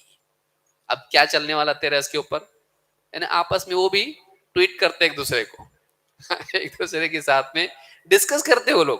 تو شیطان کیا بولتا ہے اس کو, ایک شیطان دوسرے کو, اب کیا چلے گا اس پہ ضرور تیرا, دیکھ کیا دعا پڑھ کے نکلا ہو. اب اس کے لیے اللہ کی ہدایت, کفایت اور وقایہ, حفاظت, تینوں مل گئی اس کو. اب کر کے بتا سکتا کچھ اس کو, کیا بھی نہیں چلتا تیرا زور اس کے اوپر. یعنی شیطان سے آدمی محفوظ ہو جاتا ہے. گھر سے نکلنے کے بعد آدمی کے لیے اپنی معاش ہو یا جو بھی زندگی کے معاملات ہوں, اللہ کی رہنمائی فیصلے لینے میں, اللہ کی مدد کوشش کرنے میں, اور اللہ تعالیٰ کی حفاظت دشمن کے مقابلے میں, شیطان کے مقابلے میں, یہ تینوں چیزیں ضروری ہیں. کیا کرنا پڑتا ہے اس کے لیے؟ اتنی سی دعا ہے اس کو پڑھنا پڑتا ہے. بسم اللہ توکلت علی اللہ لا حول ولا قوت الا باللہ. کتنے لوگ اس کا اہتمام کر پاتے ہیں؟ ہاں, بائے بائے ٹاٹا, اس میں ہی ہماری زندگی جاری. ہم لوگ یہ کریں, اس عمل کو کرنا چاہیے. اس حدیث کو امام ابو داؤد, ترمذی, ابن حبان نے روایت کیا ہے اور یہ حدیث صحیح ہے. نمبر 8, راستے سے تکلیف دینے والی چیز ہٹا دینا. یہ معمولی لگتا ہے خصوصاً مسلمانوں کے علاقوں میں, بلکہ سب لوگوں کے لیے. اسلام سب کے لیے ہے. ارحموا من فی الارض یرحمکم من فی السماء. تم زمین والوں پر رحم کرو, آسمان والا تم پر رحم کرے گا. اللہ کے نبی صلی اللہ علیہ وسلم فرماتے ہیں لقد رأیت رجلا یتقلب فی الجنۃ فی شجرۃ قطعها من ظہر الطریق کانت تؤذی الناس. میں نے ایک آدمی کو دیکھا, اللہ کے نبی صلی اللہ علیہ وسلم فرما رہے ہیں, میں نے ایک آدمی کو دیکھا جو جنت میں ٹہل رہا تھا. کیا کارنامہ تھا اس کا؟ ایک پیڑ جس سے لوگوں کو تکلیف ہوتی تھی اس نے کاٹ دیا. بس لوگوں سے تکلیف کو ہٹا دیا. پیڑ تھا, شاخیں ہوں گی اس کی اسی, اب سواری پر جا رہا آدمی, سر پہ لگ رہا, رات کے وقت میں جا رہا, اس نے کیا کر دیا, اس کو کاٹ دیا. جانے آنے والوں کو کیا ہوتی, اس سے تکلیف ہوتی ہے. لوگوں کی تکلیف دور کرنے کے لیے اس نے تھوڑی محنت کی, اس کی وجہ سے کیا کیا اللہ نے, سیدھا اس کو جنت میں ڈال دیا. یعنی ایسا عمل جو بالکل سیدھا سادہ عمل ہے, بہت بہت بڑا عمل بھی نہیں, کوئی دیکھا بھی نہیں ہوگا کیا کر رہے صاحب, بہت بڑا کام کر رہے آپ, کوئی نہیں بولا اس کو, لیکن اس نے سوچا یہ بار بار لوگوں کو پریشانی ہوتی اس سے, کوئی نہیں کر رہا, میں کر دیتا ہوں. کیا کیا اس نے, اس پیڑ کو وہاں سے کاٹ دیا جس سے لوگوں کو تکلیف تھی. اللہ نے اس کو جنت میں ڈال دیا. میں جنت میں ٹہلتے دیکھا اس کو, اور وہ کیا کیا اس نے, فی شجرۃ قطعها فی ظہر الطریق, بالکل راستے کے بیچوں بیچ تھا, کانت تؤذی الناس, اور اس پیڑ سے لوگوں کو تکلیف ہوتی تھی. اس حدیث کو امام مسلم نے روایت کیا ہے. اس سے معلوم ہوتا ہے کہ راستے سے تکلیف دینے والی چیز ہٹا دینا بھی ایسا عمل ہے, اس ایک عمل کی بنیاد پر بھی جنت مل سکتی ہے. اب جا رہے, دیکھا راستے میں پتھر پڑا ہے بڑا, اور راستہ اندھیرا ہے, لائٹ بھی نہیں یہاں پہ, کوئی بائک پہ آئے گا, پتھر پہ ٹکرا کے ہو سکتا ہے ایکسیڈنٹ ہو, کسی کا بیٹا ہو, کسی کا شوہر ہو, سر میں چوٹ آ جائے, کوما میں چلا گیا, کیا ہوگا؟ سوچے آپ, اتنا دور تک سوچے آپ. ہٹا دو اس کو, کیا جاتا میرا اس میں, مسلمان ہو غیر مسلم ہو, کچھ نہ کچھ کسی نہ کسی کا تو ہوگا بیچارہ, کسی کو تکلیف نہیں ہونا, راستے میں دکھتا بھی نہیں اندھیرے میں, رات کے اندھیرے میں. تو آپ نے کیا کیا, سائیڈ میں اٹھا کے رکھ دیا اس کو. یا اس طرح کی کوئی بھی تکلیف. اب اتنا ایک عمل, آپ کا اخلاص, آپ کا مخلوق کے ساتھ خیر خواہی کرنا, یہ چیز اللہ کے نزدیک اتنی قیمتی ہے, ہو سکتا ہے اللہ اسی ایک نیکی کی بنیاد پر مغفرت کر دے, جیسا کہ اس آدمی کے ساتھ میں ہوا. تو یہ بھی ایک عمل ہے جو بہت سارے لوگ چھوڑ دیتے ہیں اور نہیں کر پاتے ہیں. اسی طرح سے بازار میں اللہ کا ذکر کرنا, بازار میں اللہ کا ذکر کرنا. اللہ کے نبی صلی اللہ علیہ وسلم فرماتے ہیں من قال فی السوق, جو آدمی بازار میں یہ ذکر کرے, لا الہ الا اللہ وحدہ لا شریک لہ لہ الملک ولہ الحمد یحیی ویمیت وہو حی لا یموت بیدہ الخیر وهو على كل شيء قدیر. اتنا ذکر کریں. کیا ہے اس کے لیے؟ آپ فرماتے ہیں كتب اللہ له الف الف حسنہ. اللہ اس کے لیے الف الف کتنا ہوتا؟ Thousand thousand 1 million 10 lakh. امریکہ کے حساب سے کیسا ہوتا؟ ملین میں تو اچھا لگتا بولنے. ہاں کتنا ہوتا؟ 1 ملین نیکیاں ملتی ہیں اس کو اتنا بولنے پہ. کہاں بول رہا ہو؟ بازار میں. غفلت کی جگہ اس نے کس کو یاد کیا؟ اللہ کو. بڑی بات ہے. تو جو اس غفلت کی جگہ پر اللہ کو یاد کرے اور یہ کلمات کہے اس کے لیے کیا ہے؟ کتب اللہ له الف الف حسنہ. اس کے لیے اللہ تعالیٰ 10 لاکھ نیکیاں اس کو دیتا ہے. ومحا عنہ الف الف سیئہ. اور اللہ تعالیٰ اس کے لیے 10 لاکھ گناہوں کو، خطاؤں کو، غلطیوں کو معاف کر دیتا ہے. اور وہ بنا لہو بیتن فی الجنہ. اور جنت میں ایک گھر اس کے لیے بناتا ہے. کیا کیا؟ بہت بڑا کام کیا اس نے. بڑا کام ہے یہ. آسان ہے لیکن کیا ہے؟ بڑا ہے، چھوٹا نہیں ہے. اتنا بڑا انعام جس کے اوپر وہ چھوٹا ہوتا کام. بڑا کام ہے لیکن ہے کتنا آسان. بازار میں گیا، لا الہ الا اللہ وحدہ لا شریک، پورا ذکر پڑھا اس نے. اور یہ بھی نہیں کہ اس کو 1 لاکھ بار پڑھنا پڑے گا تب ملے گا، ایسا بھی نہیں ہے. ایک بار پڑھنے پر ہے. اس نے غفلت کی جگہ پہ رب العالمین کو یاد کیا. اس سے بڑھ کے اور کمال کیا ہو سکتا ہے؟ تو اللہ بھی اس کے لیے ایسا کرتا ہے. کوئی آدمی بولے گا میری اتنے گناہ تو ہے نہیں. تو اگر کسی کے گناہ نہ ہوں اور مغفرت والا عمل وہ کرے تو اللہ تعالیٰ اس کے لیے درجات کو بڑھا دیتا ہے. اس لیے انبیاء استغفار کرتے ہیں، گناہ تو ہوتے نہیں. انبیاء کے درجات اللہ بڑھا دیتا ہے. تو امام النووی رحمۃ اللہ علیہ فرماتے ہیں کہ اگر کوئی آدمی ایسی نیکی کرے جس پر گناہوں کے کفارے کا وعدہ ہو تو اب تو گناہ ہے نہیں. اگر توبہ کیا اور پھر اس کے بعد کوئی ایسا عمل کیا تو اب تو گناہ تھا ہی نہیں.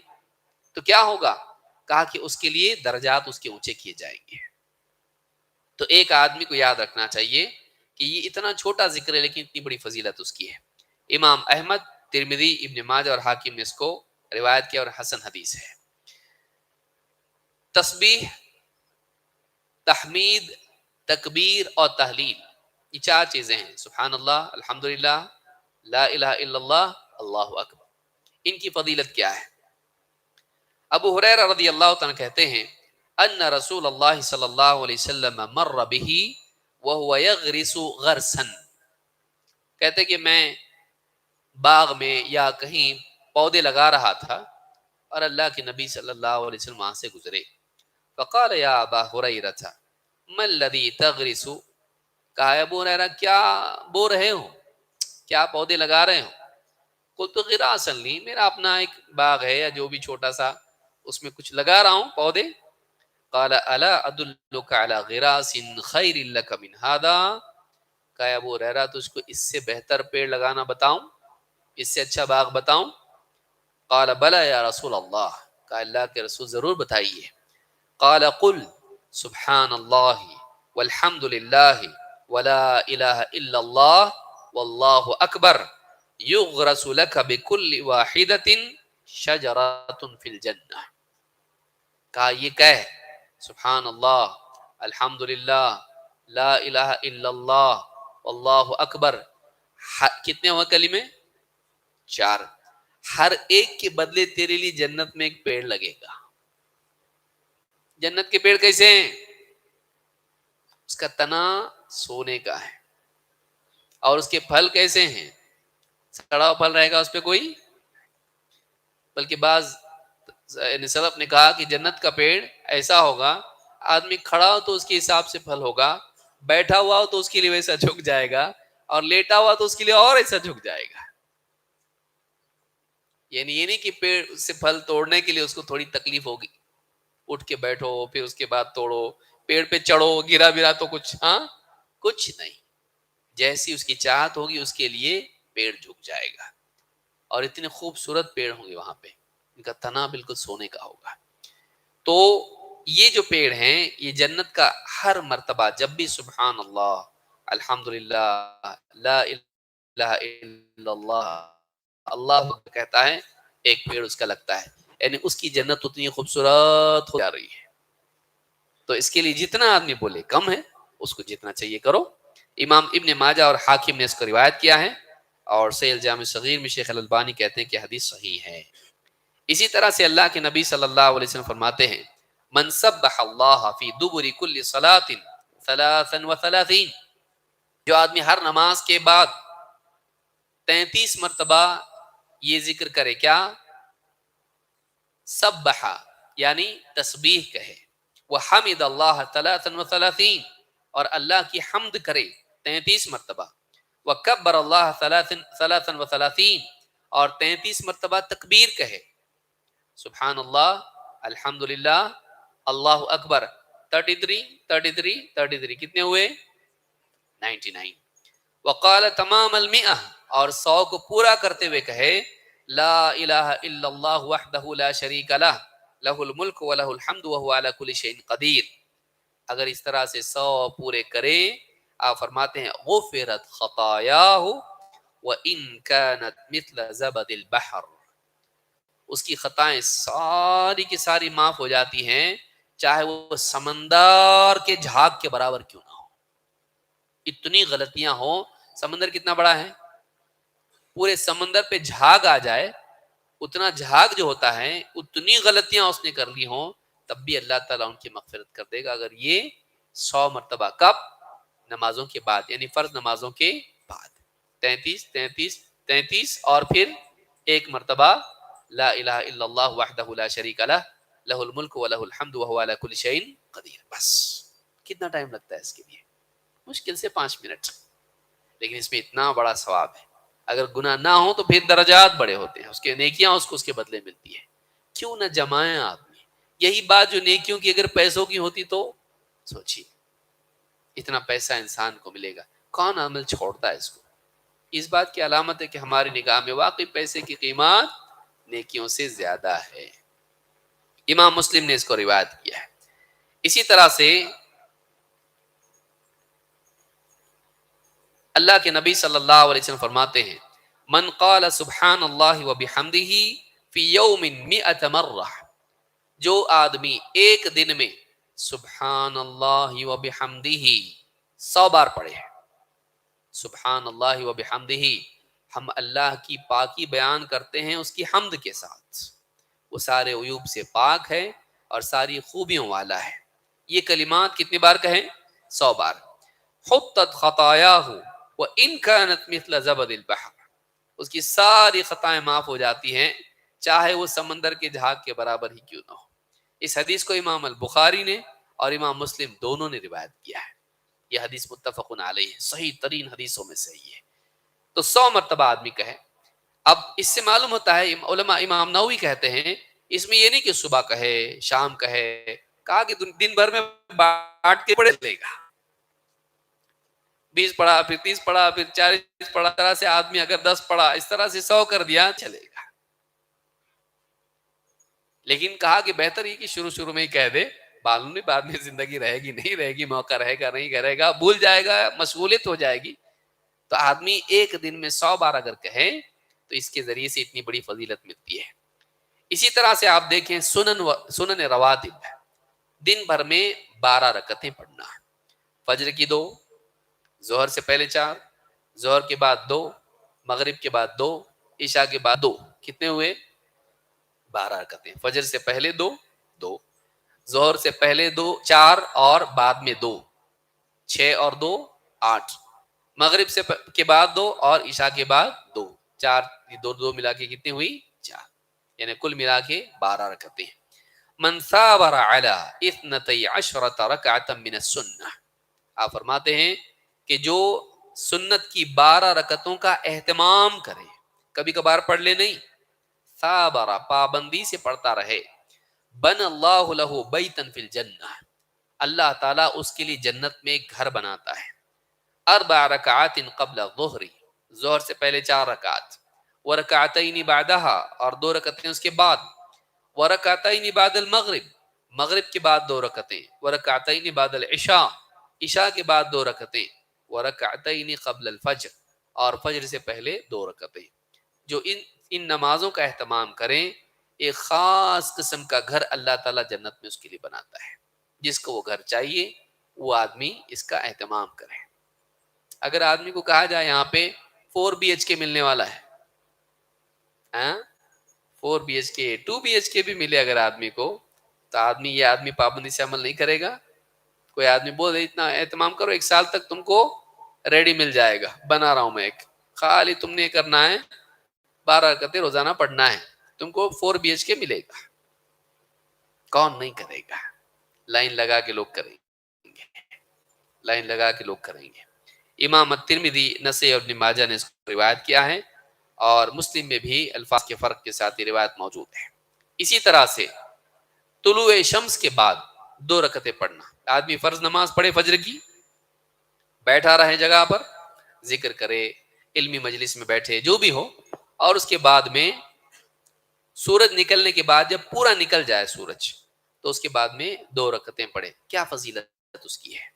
من صلی الفجر فی جماعت، جو جماعت کے ساتھ فجر کی نماز پڑھے، ثم قعد یذکر اللہ حتی تطلع الشمس، پھر بیٹھے رہے اللہ کا ذکر کرتا رہے یہاں تک کہ سورج نکل آئے، ثم صلی رکعتین، پھر اس کے بعد 2 رکعتیں پڑھے، کانت لہ کاجر حجۃ وعمرۃ تامۃ تامۃ تامہ، اللہ کے نبی صلی اللہ علیہ وسلم فرماتے ہیں اس کے لیے ایک حج اور ایک عمرے کا ثواب ملے گا، کامل کامل کامل، یعنی کوئی ڈیفیکٹ اس میں نہیں، کوئی ثواب کی کمی نہیں، پرفیکٹ حج اور پرفیکٹ عمرے کا ثواب ملے گا اس کو. کس چیز کے اوپر؟ فجر کی نماز جماعت سے پڑھا، بیٹھا رہا، ذکر کرتا رہا سورج نکلنے تک، سورج نکلنے کے بعد 2 رکعت پڑھ لیا. ایک حج اور ایک عمرے کا، کامل حج اور کامل عمرے کا ثواب اس کو ملے گا.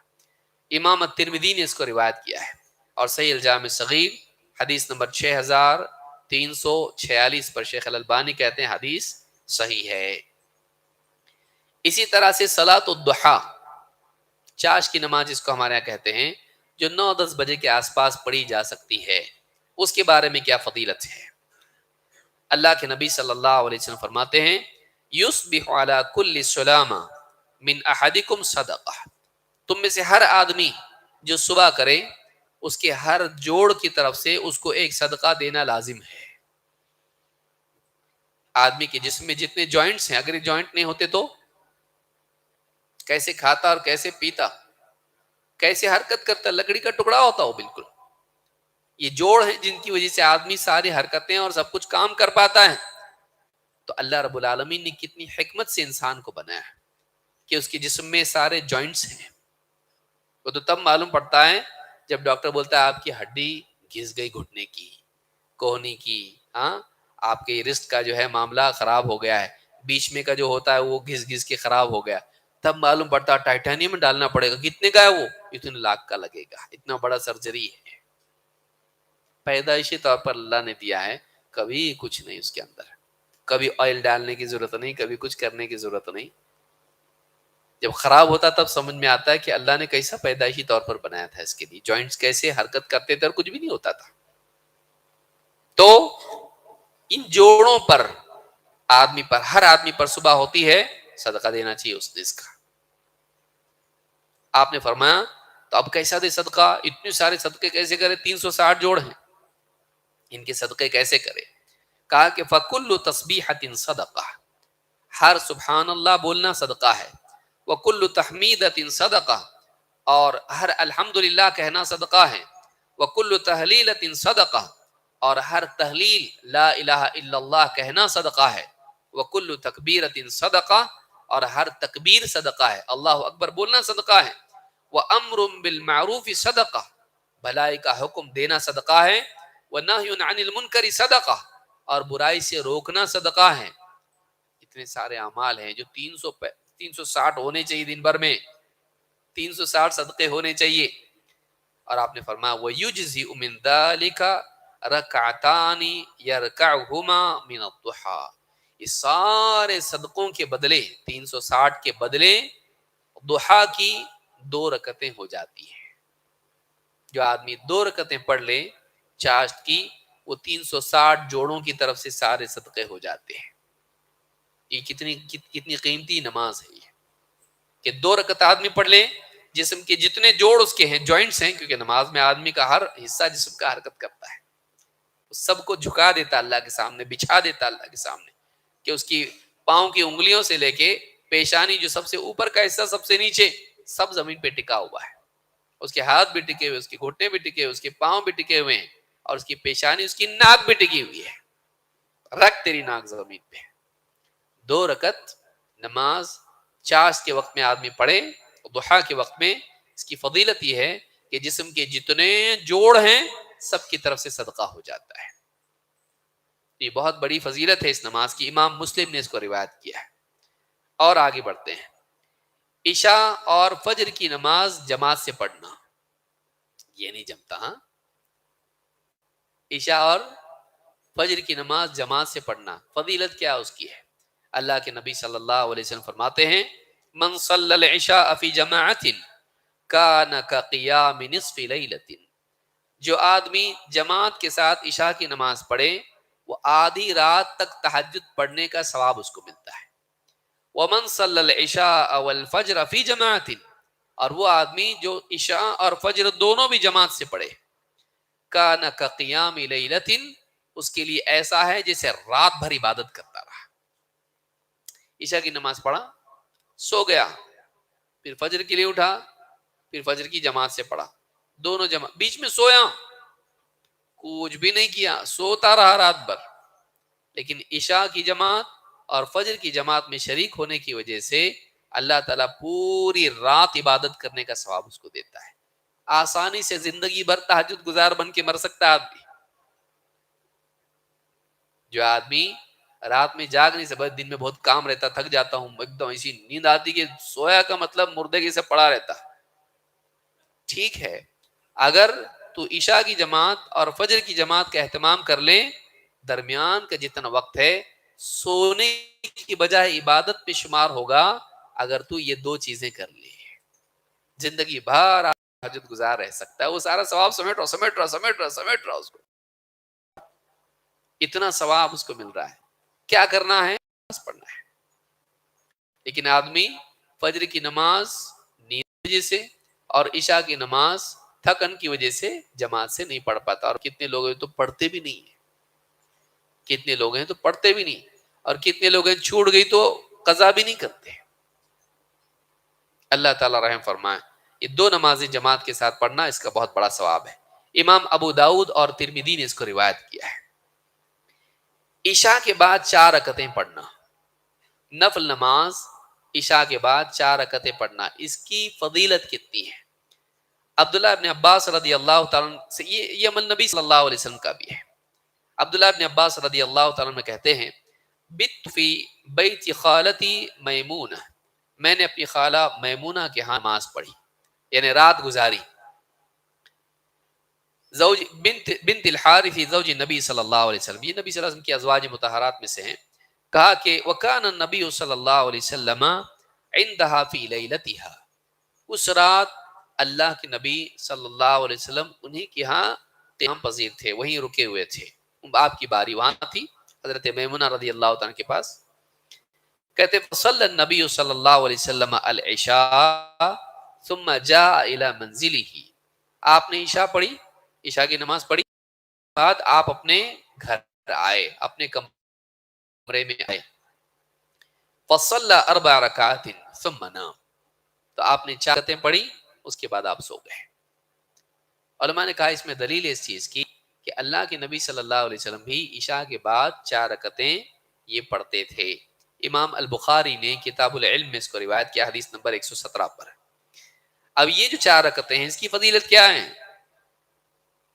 عبداللہ ابن عمرو رضی اللہ تعالیٰ عنہما صحابی ہیں، کہتے ہیں من صلی 4 بعد العشاء کن کقدرہن من لیلۃ القدر، جو آدمی عشاء کے بعد 4 رکعت نماز پڑھتا ہے یہ ایسا ہی ہے جیسے لیلۃ القدر میں 4 رکعت پڑھتا ہے۔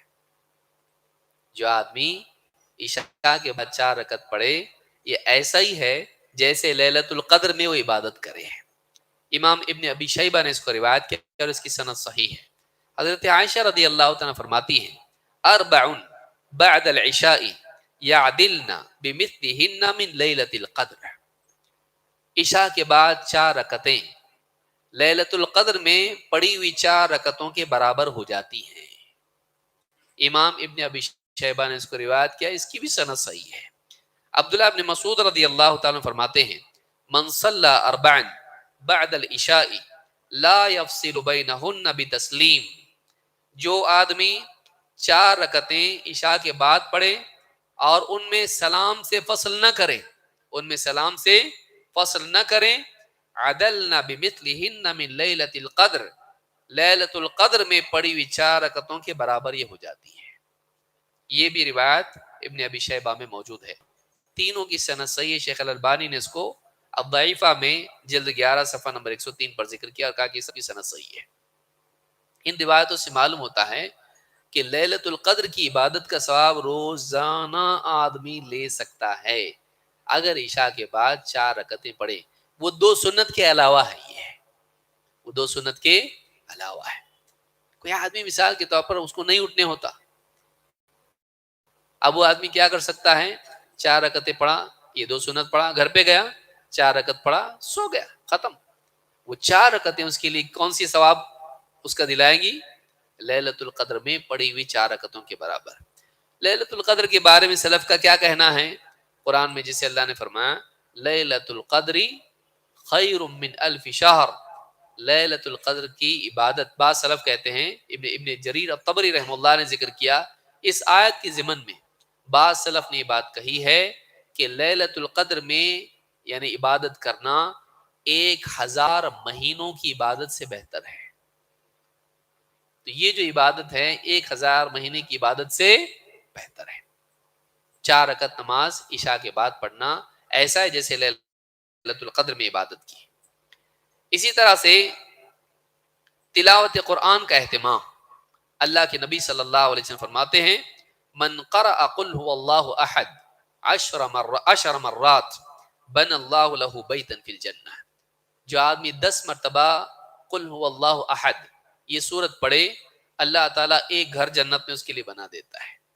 इमाम शेख अल-अलबानी, इमाम अहमद ने इसको रिवायत किया है और सही अल-जामी सगीर में हदीस नंबर 6472 पर शेख अल-अलबानी कहते हैं कि हदीस सही है।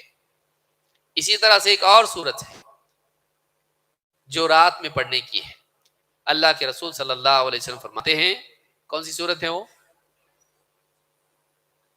सूरतुम मिनल कुरआनी 30 आया, कुरान की एक सूरत है जिसमें 30 आयतें हैं।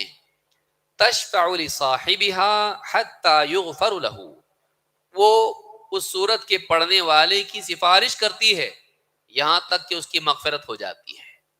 इतनी सिफारिश करती है उसकी कि अल्लाह मग़फ़िरत ही कर देता उसकी। कौन सी सूरत है वो, आपने फरमाया तबारकल्लज़ी बियदिहिल मुल्क। वो सूरत कौन सी है, तबारकल्लज़ी बियदिहिल मुल्क, यानी मुल्क है। जो आदमी सूरह मुल्क का रात में पढ़ने का एहतमाम करें, ये उसकी इतनी सिफारिश करती है अल्लाह के यहाँ कि उसकी मग़फ़िरत हो जाती है। इमाम अबू दाऊद, तिरमिज़ी, इब्न माजा और अहमद ने इसको रिवायत किया है।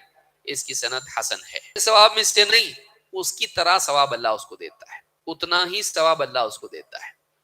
अल्लाह के नबी सल्लल्लाहु अलैहि वसल्लम फरमाते हैं, मन फत्तरा साइमन कान लहू मिथलु अजरिही गैर अन्नहु ला यनकुसु मिन अजरि साइम शैअन। जो आदमी किसी रोजेदार को इफ्तार कराता है, यानी इफ्तार में कुछ खिला देता है उसको, ये भी नहीं कि पेट भर के खिलाया, बल्कि उसको एक खजूरी खिला दे अगर, तो उसने इफ्तार करा दी उसकी। अगर किसी रोजेदार को कोई इफ्तार करा दे तो उसके लिए इतना अजर है जितना खुद उस रोजेदार का अजर होता है। गैर अन्नहु ला यनकुसु मिन अजरि साइम शैअन, हाँ लेकिन रोजेदार के अजर में से काट के इसको नहीं दिया जाता है, उसके अजर में कोई कमी नहीं होती है, बल्कि उसका रोजेदार का अजर उसको मिलता है और इफ्तार कराने वाले को पूरा रोजे का सवाब मिलता है। 30 दिन करे तो इसके 30 और उसके 30 कितने होंगे, 60। और अगर 10 आदमी को करा दे तो सोचिए, और अगर 1000 आदमी को कराए तो अल्लाह ताला बरकत दे। मैं देखा हूं और सुना भी हूं, मस्जिद, इसी मस्जिद में काफी लोग रोजा इफ्तार करते हैं اللہ تعالیٰ ذمہ داران کو مزید برکت دے، اور جتنے متعاونین ہیں اللہ تعالیٰ ان کی خدمت کو قبول فرمائے۔ یہ ہونا چاہیے کہ لوگوں کو افطار کرانا، اب پڑوس میں آپ کرا سکتے ہیں، اگر آپ یہاں نہیں آتے کہیں اور پڑھتے نماز، گھر میں عورتیں بھی کر سکتی، کچھ پڑوس میں بھیج دیا، ہو سکتا ہے افطار کر لیں اس سے، اس دن ان کے پاس کھجور نہ اور آپ کی کھجور سے افطار کر لی، اور وہ سارا روزے کا ثواب آپ کو مل گیا۔ اس میں یہ بھی نہیں کرنا چاہیے کوئی آدمی اگر اب بیٹھے ہوئے ہیں، آدمی اپنی جیب سے اپنا کھجور نکال کے افطار کر رہا ہے، کیوں؟ اتنا متقی تو نہیں نہیں میں میری کھجور سے افطار کرتا ہے، دوسرے کی کیوں نہیں؟ بلکہ اس کو چاہیے کہ دوسرے کی کھجور سے افطار کرے۔ اگر سمجھ عقل مند، نیکی کرنے کو بھی عقل ہونا، اگر تو نے تیری کھجور سے افطار کی تجھ کو تیرا ثواب ملے گا، اس کو کچھ بھی نہیں ملا۔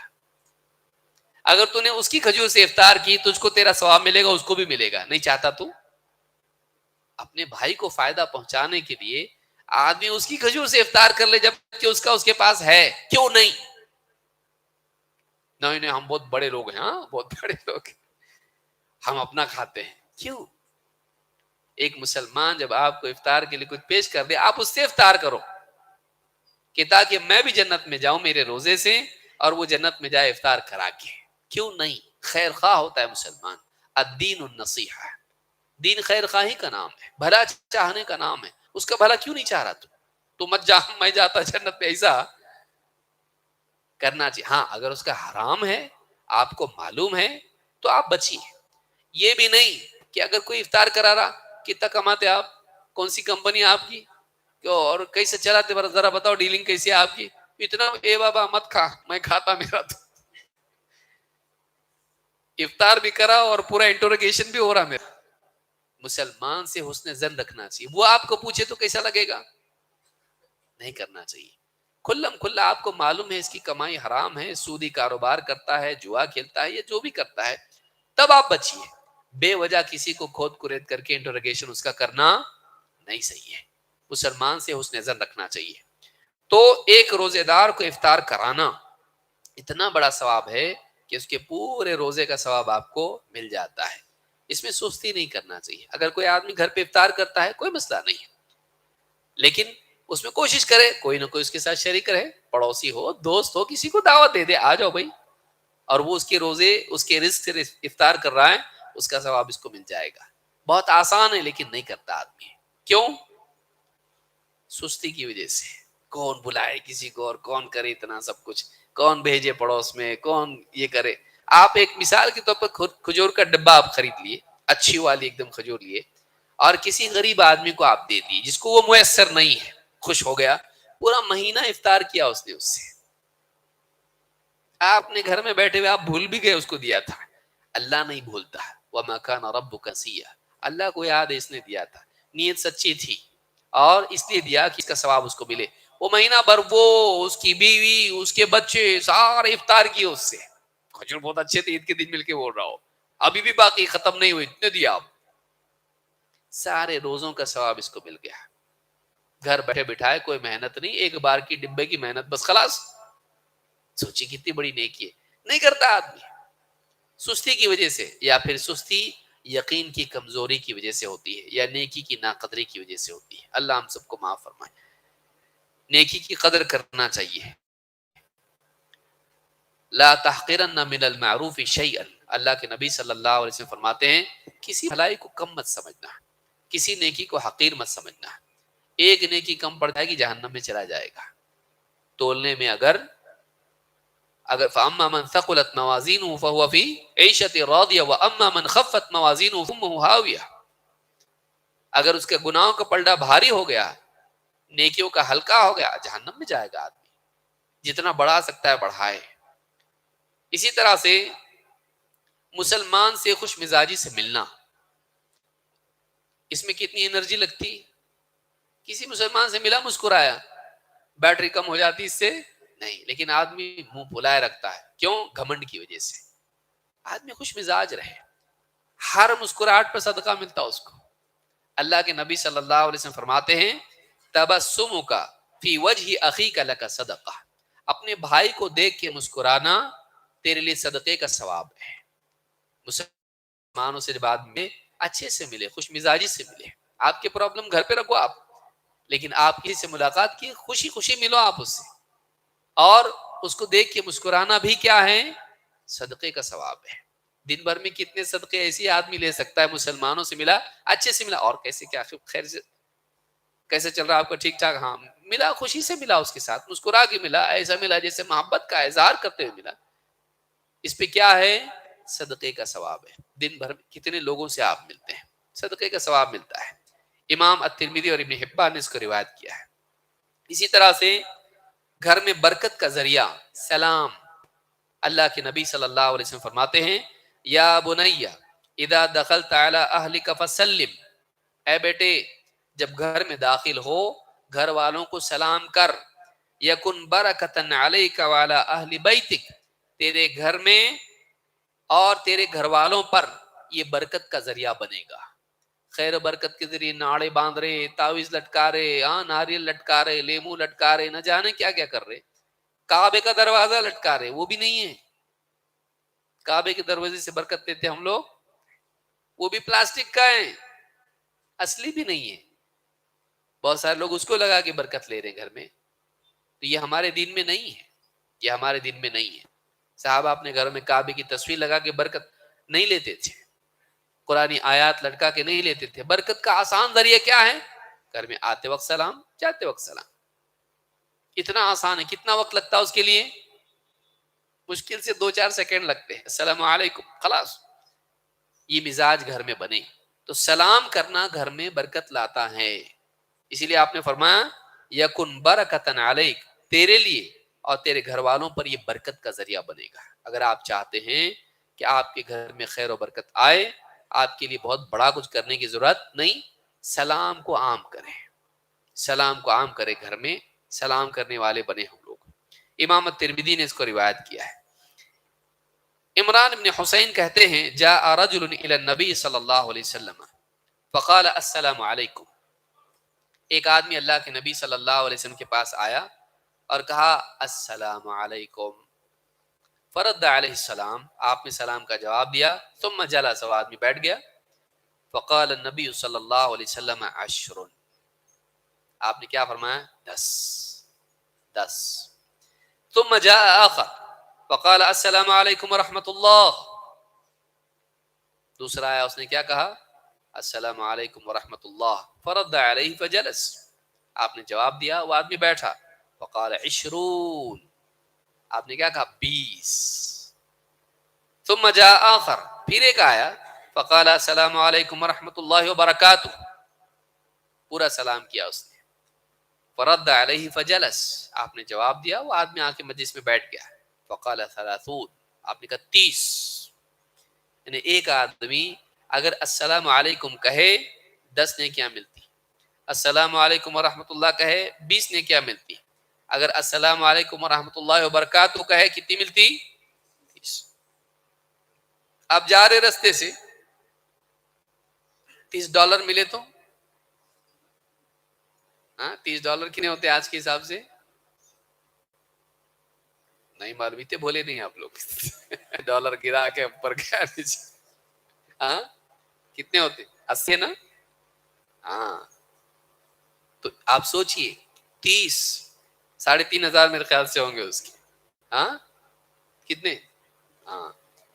تو ایک سلام پہ اگر اتنا ملنے لگے، آپ سوچیے راستے سے جتنے لوگ آپ کو مل رہے ہیں، گھر سے مسجد آ رہے یا بازار جا رہے، آپ کہیں بھی جا رہے ہیں، آپ ہر مسلمان مل رہا، میں کیوں کہ سلام کرنا میرے کو، زیادہ مالدار میں وہ غریب آدمی کرنا میرے کو، میں سید وہ شیخ پٹھان خان جو بھی ہو میرے کو کرنا سلام نہیں۔ یہ سلام اگر کرے 30 نیکیاں اس کی ریزرو ہو جاتی ہے، ایک دم پکی ہو جاتی ہے، السلام علیکم ورحمۃ اللہ وبرکاتہ۔ تو یہ نیکیاں چھوٹی چھوٹی نیکیاں ہیں، آسان نیکیاں ہیں، لیکن آدمی اگر جمع نہیں کرے، یہ ملی وہ ملی وہ ملی، جم جم کے پہاڑ بن گیا ایک دم، جنت میں اس لیول کی جنت ملے گی اس کو، جتنے نیکیاں جمع کرے گا اس درجے کی جنت ملے گی۔ اب آدمی خود طے کرے اس کو اوپر رہنا، نیچے رہنا، کہاں رہنا، جانا کہ نہیں جانا، آدمی اپنی زندگی پر غور کرے۔ اس حدیث کو امام ابو داؤد، ترمذی، ابن ماجہ نے روایت کیا ہے۔ ایک اور حدیث سن لیں، اس کے بعد بھی ہے۔ اللہ کے نبی صلی اللہ علیہ وسلم فرماتے ہیں، اور یہ شاید سنی ہو نہ سنی ہو آپ لوگوں نے، آپ فرماتے ہیں من استغفر للمؤمنین والمؤمنات، جو آدمی مؤمنین اور مؤمنات کے لیے مغفرت کی دعا کرے، مسلمان ایمان والے ان کے لیے مغفرت کی دعا کرے، کتب اللہ لہ بکل مؤمن ومؤمنۃ حسنہ، اللہ تعالی ہر مومن مومنہ کے بدلے ایک نیکی اس کی لکھتا ہے۔ کتنے مومن ہوں گے؟ ملینز میں ہیں مسلمان، اور اگر آدمی شروع سے لے کے آخر تک سارے ایمان والوں کے لیے کرے گنتی، اس کی معلوم ہے اس کو، جو آدمی کہے اللہ سارے ایمان والے جتنے مرد ہیں عورتیں سب کی مغفرت کر دے، ہر مومن مرد اور عورت کے بدلے ایک ایک نیکی اللہ اس کو دیتا ہے۔ بتائیے کتنا دعا کرنی چاہیے ایک آدمی کو، سارے دل میں کسی کے لیے کھوٹ نہ رکھے، سارے ایمان والوں کے لیے دعا کرتا رہے، مردوں کے لیے، عورتوں کے لیے، غربا، فقراء، مالدار، اپنے پرائے، جتنے اگلے پچھلے، سب کے لیے دعا کرے۔ نبی صلی اللہ علیہ وسلم کہتے ہیں کتب اللہ لہ بکل مؤمن ومؤمنۃ حسنہ، ہر مومن مومنہ کے بدلے اللہ تعالیٰ ایک نیکی اس کے لیے لکھ دیتا ہے۔ امام الطبرانی نے مسند الشامیین میں اس کو روایت کیا ہے، صحیح الجامع الصغیر حدیث نمبر 6026 پر شیخ الالبانی کہتے ہیں کہ حدیث حسن درجے کی ہے۔ اسی طرح سے دوسروں کے عیوب کو چھپانا، کسی کی کوئی غلطی ہو اس پہ پردہ ڈالنا، اس کی فضیلت کیا ہے؟ اللہ کے نبی صلی اللہ علیہ وسلم فرماتے ہیں وَمَن سَتَرَ مُسْلِمًا سَتَرَهُ اللَّهُ فِي الدُّنْيَا وَالْآخِرَةِ، جو کسی مسلمان کی غلطی، اس کی بھول چوک گناہ، اس پر پردہ ڈال دے، اس کی فضیحت نہ کرے لوگوں میں، اس کو جانتا ہو لیکن چھپائے رکھے، جو اس کی ذات سے جڑا ہوا ہے، اس کا کسی کو نقصان نہیں، تو ایسے آدمی کے بارے میں کیا ہے؟ فرمایا کہ سترہ اللہ فی الدنیا والآخرہ، اللہ دنیا میں بھی اس کی پردہ پوشی کرے گا اور آخرت میں بھی، دنیا میں بھی اس کے عیب کو چھپائے رکھے گا اور آخرت میں بھی اللہ اس کے عیوب پر، اس کے گناہوں پہ پردہ ڈال دے گا، مخلوق کے سامنے اس کو ذلیل نہیں کرے گا۔ وہ کتنا بڑا اجتماع ہوگا جس میں اولین و آخرین، جن و انس، فرشتے سب کے سب جمع ہوں گے، ان کے سامنے اس کی فضیحت اللہ تعالیٰ کر دے، دیکھو یہ ایسا کام کرتا تھا، کتنی بے عزتی ہوگی۔ لیکن اس دن اللہ تعالیٰ اس کے گناہ کو چھپائے رکھے گا، اس پہ پردہ ڈالے رکھے گا، اس کی عزت بچائے رکھے گا۔ کس کی؟ جو دنیا میں دوسروں کی عزت پہ پردہ، ان کے عیوب پہ پردہ ڈالتا تھا۔ لیکن آج بات یہ ہے کہ دوسروں کی غلطیاں، ان کے گناہ، ان کو ڈسکس کرنے میں کھانے سے بھی زیادہ لذت ملتی ہے، لذیذ ان کے لیے غذا بن جاتی، معلوم اس کا معلوم کیا ہو، ایسا ایسا ایسا ایسا ہے، اور آدمی اس کو جو ہے لذت کا ذریعہ بناتا ہے، دوسروں کی عزت ادھیڑنا اور ان کے عیوب کو ڈسکس کر کے انجوائے کرنا آج کا ایک انجوائمنٹ بن چکا ہے، خصوصاً خواتین میں بہت زیادہ ہوتا ہے، خواتین میں چیز بہت زیادہ ہوتی ہے، معلوم اس کی بیٹی کا کیا ہوا، معلوم فلانی کا شوہر کے ساتھ کیا ہوا، معلوم اس کا کیا ہوا، اور اس طرح سے عزتیں لوگوں کی خراب کرنا۔ جو آدمی دنیا میں دوسروں کی پردہ پوشی کرتا ہے، ان کی عزت کو اپنی عزت کی طرح محفوظ رکھنے کی کوشش کرتا ہے، اللہ تعالیٰ اس پر انعام یہ کرے گا، اس کی عزت کو اللہ دنیا اور آخرت دونوں میں بچائے رکھے گا۔ اپنی عزت بچانے کے لیے دوسروں کی عزت بچاؤ، آدمی اپنی عزت کی حفاظت کر رہا ہے، دوسرے کی نہیں، تو دوسروں کے عیوب پر پردہ ڈالنا یہ اپنے عیب کو عیاں ہونے سے بچانے کا ذریعہ ہے۔ امام مسلم نے اپنی صحیح میں اس کو روایت کیا ہے۔ اسی طرح سے خیر کی طرف رہنمائی کرنا، یہ بھی ایک نیکی ہے۔ میں ختم کی طرف آ رہا ہوں، گھبرائے نہیں۔ اللہ کے نبی، ختم کب ہوتا ہے ان کا سوچ رہے لوگ، ہاں بس اتنا کر کے چھم جاتے جنت سے، بول رہے ہیں بس ہو کے گیا، اتنی نیکی اعمال سے ہوتا کہ نہیں ہوتا، بہت لمبا بولے ہم کو، بہت زیادہ بولے، اب کیا کیا یاد رکھنا، ختم کے قریب ہے، ختم ہونے سے پہلے نہیں چھوڑوں گا انشاءاللہ۔ ٹھیک ہے نا، ذمہ دار کوئی مسئلہ تو نہیں، اب اور کیا بول سکتے ہیں، بیچارے کو بھی بول، نہیں بولے تو مصیبت۔ من دل علی خیر فلہ مثل اجر فاعلہ، دیکھیے یہ مجالس ہیں، یہی آخرت میں کام آئیں گی۔ ورنہ گھنٹوں آدمی لنگی بنیان پہن کے باہر چائے کی ٹپری پہ، کبھی پان کی دکان کے باہر بیٹھا رہتا ہے، ادھر ادھر کی فضولیات بکتا رہتا ہے، گھنٹوں نکل جاتے. اور کوئی آدمی اگر بولے بھی چلو بس ہو گیا اب جاتا ہوں، دیکھو دیر ہو گیا، ارے بیٹھنا کہاں جا رہا، ابھی تو رات شروع ہوئی. اس میں بڑا مزہ آتا ہے. دینی مجالس اصل ہیں، یہ اصل ہماری آخرت کا ذریعہ ہے. معلوم نہیں کون سا بیٹھنا ہمارا قبول ہو جائے اور اللہ تعالیٰ اس کے بدلے ہمارا بیڑا پار کرتے ہیں. صحابہ کیسا بیٹھتے تھے؟ اللہ کے نبی صلی اللہ علیہ وسلم ایک مرتبہ فجر کے بعد شروع ہوا، ظہر تک بولتے رہے، ظہر کے بعد عصر تک، عصر کے بعد مغرب تک، مغرب کے بعد عشاء تک، پورا دن آپ صلی اللہ علیہ وسلم خطاب کرتے رہے. نماز پڑھتے بیٹھتے، نماز پڑھتے بیٹھتے، اتنا لمبا. اور آپ نے سارے جتنے فتنے آنے والے تھے قیامت تک کے سارے فتنے گنا دیے. صحابہ کہتے جس نے یاد رکھا رکھا، جو بھول گیا بھول گیا. اتنا لمبا بھی آپ نے بولا. تو آج ایسا نہیں ہوگا انشاءاللہ، گھبرائیں. لیکن اللہ کے نبی صلی اللہ علیہ وسلم کی مجالس خود بات مختصر ہوا کرتے تھے. من له مثل اجر فاعله، جو آدمی خیر کی کسی کی رہنمائی کرتے اس کو عمل کرنے والے کا ثواب ملتا ہے، اس کو عمل کرنے والے کا ثواب ملتا ہے. کوئی آدمی نماز میں کوتاہی کرتا ہے، فرض نماز نہیں پڑھتا، آپ بولے نماز پڑھتے جاتے کتنی ثواب اس کا، جماعت سے پڑھے 27 گنا ملتا، بہت بڑی بات ہے. اس کے دل میں بات آ گئی، آپ کی بات مان لی، نماز پڑھنا شروع کیا، زندگی بھر پڑھتا رہا. زندگی بھر جتنی نماز پڑھا آپ کے بولنے کی وجہ سے پڑھا، آپ کو اس کا ثواب ملے گا. کوئی آدمی مالدار ہے، حج کو نہیں گیا تھا، آپ نے بولا ارے بھائی زندگی کا بھروسہ نہیں، دیکھو کورونا میں کئی لوگ چلے گئے، آپ کرو حج، آپ کے پاس اللہ نے سب کو دیا، زندگی بزنس چلتا رہے گا، جا کے آؤ اس مرتبہ. آپ نے فون کرا کے بات بھی کرا دی، اس نے بھی بولا چلو ٹھیک ہے آپ بولو تو میں کر ہی لیتا ہوں. گیا حج کیا اس نے، اور خوب رویا دھویا اللہ سے، وہاں ماحول دیکھا، دل پہ اثر ہوا. آنے کے بعد دین پہ چلتا رہا، 5 وقت کا نمازی ہوا، بچے کو مدرسے میں بھی ڈالا، بچہ عالم بنا اور جا کے دین کی مدینہ میں گیا اور وہاں دین کی خدمت پوری دنیا میں کیا. آپ کی ایک ترغیب کی وجہ سے اس کی زندگی بدلی، اس کا گھر بدلا، اس کی اولاد بدلی، بیوی بدلی اس کی. سارا ثواب پورا کا پورا اقدام سب کا سب آپ کے نامہ اعمال میں ہے. کیا جاتا بولنے میں، کیا جاتا بولنے میں. لیکن آدمی نہیں بولتا سستی کی وجہ سے. آپ کوئی ملے، آپ کچھ نہ کچھ ترغیب دینا اس کو، اس سے آپ کا بھی ایمان تازہ ہو جاتا ہے. جو آدمی دوسروں کو ترغیب دیتا ہے وہ اپنے کو ترغیب دیتا ہے، اس کا ایمان تازہ رہتا ہے، اس کو عمل کرنے کے لیے جذبہ پیدا ہوتا ہے اور شرم بھی آتی ہے. کیونکہ آدمی جب دوسروں کو بول رہا ہے خود نہیں کرے گا تو شرم نہیں آئے گی، شرمندہ ہوگا. دوسروں کو بتا رہا ہے تہجد پڑھا کرو اور خود نہیں پڑھ رہا تو شرمندگی ہوگی اس کو. تو ایک آدمی نیکیوں کی ترغیب جب دوسروں کو دیتا ہے اس کے لیے خود بھی عمل کرنا آسان ہوتا ہے، اور وہ اگر عمل کریں سارا ثواب اس کو ملتا بغیر عمل کر کے. ایک آدمی بستر پہ پڑا ہوا ہے، لوگ ملنے کے لیے آئے، بولے کیسے ہیں کیا ہے، سب کو بات چیت ہوئی، اللہ نے آپ کو مال دیا ہے، آپ مسجد تعمیر کیجئے، بہت بڑا ثواب ہے اس کا. یہ بستر پہ پڑا ہوا ہے، یہ خود اپنی بیٹھ کے نماز نہیں پڑھ سکتا، کھڑے ہو کے تو بہت دور کی بات ہے. لیکن بستر پر پڑے پڑے اس نے ترغیب دی اس کو. اس نے آدمی نے کہا ٹھیک ہے انشاءاللہ نیت کرتا ہوں. نیت کرو آپ. نیت کیا اس نے، گیا مسجد بنایا، صدیوں تک چلتی رہی مسجد. اس ایک آدمی نے جو بستر پر پڑا ہوا ہے، جو خود مسجد تک نہیں جا سکتا ہے، اس آدمی کی ترغیب کی وجہ سے اس نے مسجد بنائی.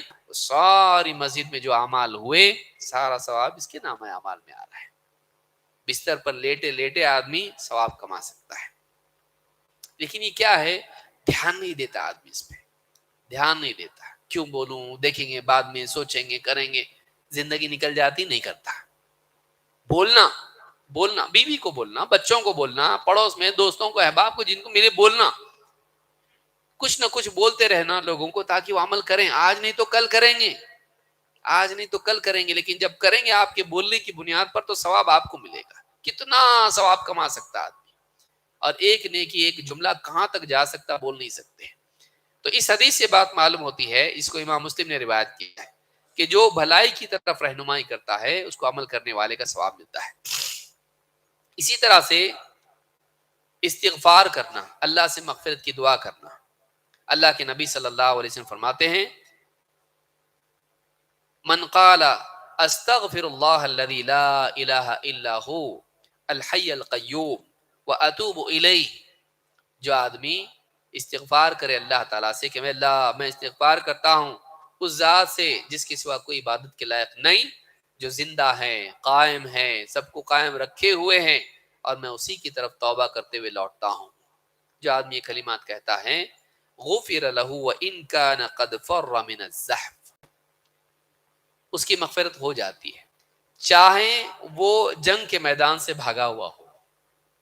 7 گناہ ہیں، اجتنبوا السبع الموبقات، 7 ہلاک کرنے والے گناہوں سے بچو.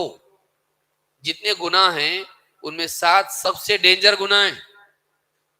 شرک ہے، جادو ہے، اور اس کے علاوہ چیزیں گنے اپنے یتیم کا مال کھانا، قتل کرنا، اور اس طرح سے جادو ہے، اور جنگ کے میدان سے بھاگنا بھی اس میں ہے. 7 سب سے بھیانک، سیریس، ڈینجرس، ایک دم خطرناک گناہ جو آدمی کو تباہ و برباد کر دیتے ہیں. ان 7 گناہوں میں اللہ کے نبی صلی اللہ علیہ وسلم نے جنگ کے میدان سے پیٹ دکھا کے بھاگنے کو بھی شمار کیا ہے. جھوٹی گواہی بھی اس میں آتی ہے. ایسا بھیانک گناہ بھی آدمی نے کیا ہو، اگر یہ آدمی یہ دعا کرے، یہ استغفار کرے، استغفر اللہ الذی لا الہ الا هو الحی القیوم واتوب الیہ، سچے دل سے اس طرح سے کہے تو اللہ تعالیٰ اس کی بھی مغفرت کر دیتا ہے، چاہے وہ اتنا بڑا گناہ، اتنا بڑا پاپی ہو کہ میدان جنگ سے بھاگا ہوا ہو، اس کی بھی مغفرت کر دیتا اللہ تعالیٰ. سید الاستغفار، اس کا اہتمام آدمی کریں. شداد بن اوس رضی اللہ عنہ کہتے ہیں اللہ کے نبی صلی اللہ علیہ وسلم نے فرمایا سید الاستغفار، سارے استغفار کا سید، سب سے بڑا استغفار یہ ہے کہ تو یوں کہے اللہم انت ربی، اے اللہ تو میرا رب ہے، لا الہ الا انت. یہ خود حدیث ایک درس کی محتاج ہے، یعنی اس کو ایک پورا درس لگے گا سمجھانے کے لیے، اتنے پیارے کلمات ہیں اس میں. شیخ ابن عثیمین رحمہ اللہ نے بہت اچھی طرح سے سمجھا اس کو.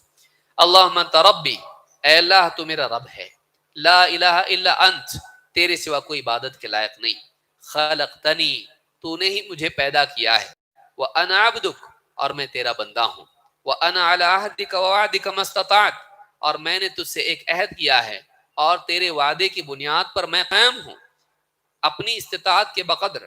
اعوذ بک من شر ما صنعت، جو بھی کرتوت میری ہے اس کے شر سے میں تیری پناہ مانگتا ہوں.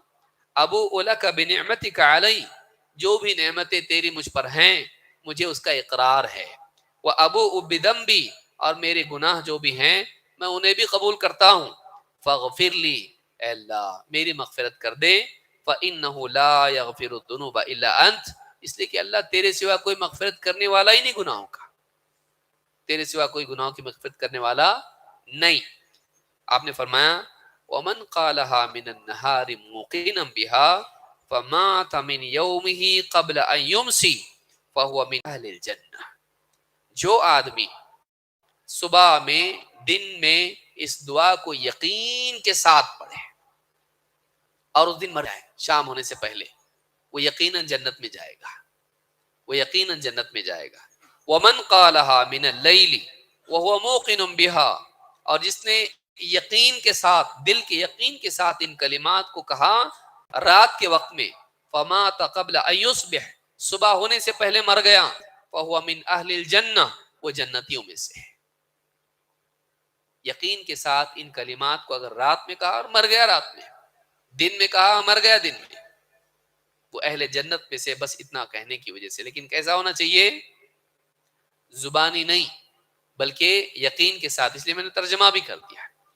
تو ان کلمات کی یقین کے ساتھ اگر آدمی پڑھے تو ایسے آدمی کے لیے جنت یقینی ہے. آخری بات کہہ کے اپنی بات ختم کرتا ہوں. اللہ کے نبی صلی اللہ علیہ وسلم نے سوتے وقت میں ایک دعا سکھائی ہے.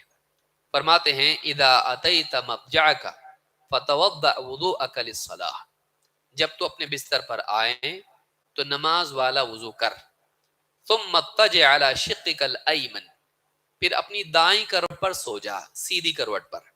ثم قل، اس کے بعد کہہ اللہم اسلمت وجہی الیک، اے اللہ میں نے اپنا چہرہ تیرے لیے، تیرے حکم کے تابع کر دیا، میں نے اپنے چہرے کو تیرے لیے جھکا دیا، میں نے اپنی ذات کو تیری طرف متوجہ کیا اخلاص کے ساتھ اور طاعت کے ساتھ. وفوضت امری الیک، اور میں نے اپنے سارے معاملات تیرے حوالے کر دیے، تو ان کو حل کر، میرے مسائل کو، میرے معاملات کو۔ وفوضت امری الیک، میں نے اپنے سارے معاملات تجھی کو سونپ دیے۔ والجأت ظہری الیک، اور میں نے اپنی پیٹھ یا میں اپنے وجود سے تیری طرف میں پلٹا حفاظت کے لیے۔ رغبتاً ورہبتاً الیک، رغبت کے ساتھ اور ڈر کے ساتھ میں تیری طرف پلٹتا ہوں۔ لا ملجأ ولا منجا منک الا الیک، تیرے سوا، تیرے عذاب سے نہ کوئی حفاظت ہے، نہ کوئی پناہ گاہ، جس کی طرف لپکے ہیں، تیرے سوا کوئی نہیں ہے، تیرے عذاب سے تیرے سوا کوئی بچا نہیں سکتا ہے۔ اللہم آمنت بکتابک الذی انزلت، اے اللہ جو کتاب تو نے نازل کی میں اس پر ایمان لاتا ہوں۔ وبنبیک الذی ارسلت، اور جس نبی کو تو نے بھیجا اس نبی پر بھی میں ایمان لے آیا۔ آپ فرماتے فَإِن مُتَّ مِن لَيْلَتِكَ فَأَنْتَ عَلَى الْفِطْرَةِ، اگر تو اسی رات مر جائے تو تو دین اسلام پر، اس پاک فطرت پر مرا جس پر تو پیدا ہوا تھا، جیسا پیدا ہوا فطرت پر تھا اسی فطرت پر تو مرا، اگر اسی رات مر جائے۔ یہ پڑھ کے وَجْعَلْهُنَّ آخِرَ مَا تَتَكَلَّمُ بِهِ، اور اپنی باتوں میں سے، اپنے کلام میں سے اس بات کو آخری بات بنا، آخری چیز یہ بول، اور اس کے بعد سوچا۔ اگر اسی حال میں مر گیا تو ایسا مرا جیسے انسان فطرت پر مرتا ہے، دین اسلام پر، حق پر، اور ایک دم پاک صاف آدمی، بغیر کسی دین میں خلل کے آدمی مرا، ایسا مرا ہے۔ اس حدیث کو امام البخاری اور امام مسلم دونوں نے روایت کیا ہے۔ یہ ساری نیکیاں، اور یہ تھوڑی ہیں، اور بہت کچھ ہے۔ آدمی کو چاہیے کہ نیکیاں معلوم کرے، اور جن نیکیوں کی سہولت اس کے لیے ہے ان کا اہتمام کرے۔ پیسہ یہیں رہ جائے گا، رشتہ دار دفن کر کے ہاتھ جھاڑ کے نکل جائیں گے، جائیدادیں بٹ جائیں گی، پراپرٹی تقسیم ہو جائے گی، بینک بیلنس خالی ہو جائیں گے، کسی اور چیز میں لگیں گے، ہمارا سارا تصرف ختم ہو جائے گا، ہم سے کوئی مشورہ بھی نہیں کرے گا قبر پہ آگے کہاں انویسٹ کرو آپ کا پیسہ، کرے گا نہیں، کوئی ہم سے پوچھے گا بھی نہیں، ہم کو کوئی پوچھے گا نہیں۔ کتنی بار آئیں گے ہماری قبر پر ہمارے لیے مغفرت کی دعا کرنے کے لیے، کتنی بار یاد کریں گے ہم کو لوگ ہمارے جانے کے بعد، ہم کتنوں کو یاد کرتے ہیں؟ نسیہ منسیہ ہو کے رہ جائیں گے ہم لوگ۔ ایسی دنیا کے لیے عمل کرنا سب سے بڑی نادانی ہے۔ آدمی عمل کرے اس اللہ کے لیے جو کبھی بھولتا نہیں، جو بندے کی کسی نیکی کو برباد نہیں کرتا ہے، سنبھال کے رکھتا ہے، بلکہ ایک نیکی کو 10 گنا سے لے کے بڑھا کے دیتا ہے۔ اس اللہ کے دین پر آدمی نہ چلے، اس اللہ کو راضی کرنے والے اعمال نہ کرے، اور دنیا میں سب کو راضی کرتا پھرے، اس سے زیادہ نادان آدمی اور کون ہوگا؟ سب سے عقل مند آدمی وہ ہے جو سب کو خوش کرنے کی بجائے رب کو خوش کرے۔ سب سے عقل مند آدمی کون؟ سب کے چکر میں نہیں پڑنا، رب کو خوش کرنے میں لگنا۔ رب کے پاس اتنی قدرت ہے کہ وہ سب کو خوش کر سکتا ہے۔ اگر رب ناراض ہو جائے تو پھر رب کے پاس اتنی قدرت ہے کہ وہ سب کو تجھ سے ناراض کر دے۔ تو یاد رکھیں کہ لوگوں کی وجہ سے اپنے دین کو برباد نہ کریں، اپنی آخرت کو خراب نہ کریں۔ یہ زندگی ایک بار ملی، واپس ملنے والی نہیں ہے، یہ once in a life time opportunity ہے۔ اس پلانٹ پر واپس ہم لوگ آنے والے نہیں ہیں، ایک ہی بار آئے ہیں، فرسٹ اینڈ لاسٹ۔ جتنی زندگی ملی ہے واپس ملنے والی نہیں ہے، اس کے ہر دن کو ہم نیکیوں سے بھریں، اعمال سے بھریں، اور عقل مندی سے چنیں۔ جیسے بزنس میں کون سے بزنس میں انویسٹ کرے تو زیادہ ملتا، ویسی نیکیوں میں بھی کون سی نیکی کروں گا میں، میرے وقت کو استعمال میں کروں گا تو کیسی نیکی کروں کہ زیادہ سے زیادہ فائدہ ہو۔ ایسا آدمی کو نیکیوں کے بارے میں بھی سوچنا چاہیے۔ یہ زیادہ بڑی بہتر تجارت ہے، یہ تجارت ختم ہو جائے گی، یہ تجارت باقی رہے گی۔ اللہ رب العالمین ہم سب کو سمجھ عطا فرمائے، اور نیکیوں کا اہتمام کرنے کی توفیق عطا فرمائے، اور مال سے زیادہ اعمال کی قدر و قیمت ہمارے دلوں میں پیدا فرمائے۔ اقول ھذا واستغفر اللہ لی ولکم۔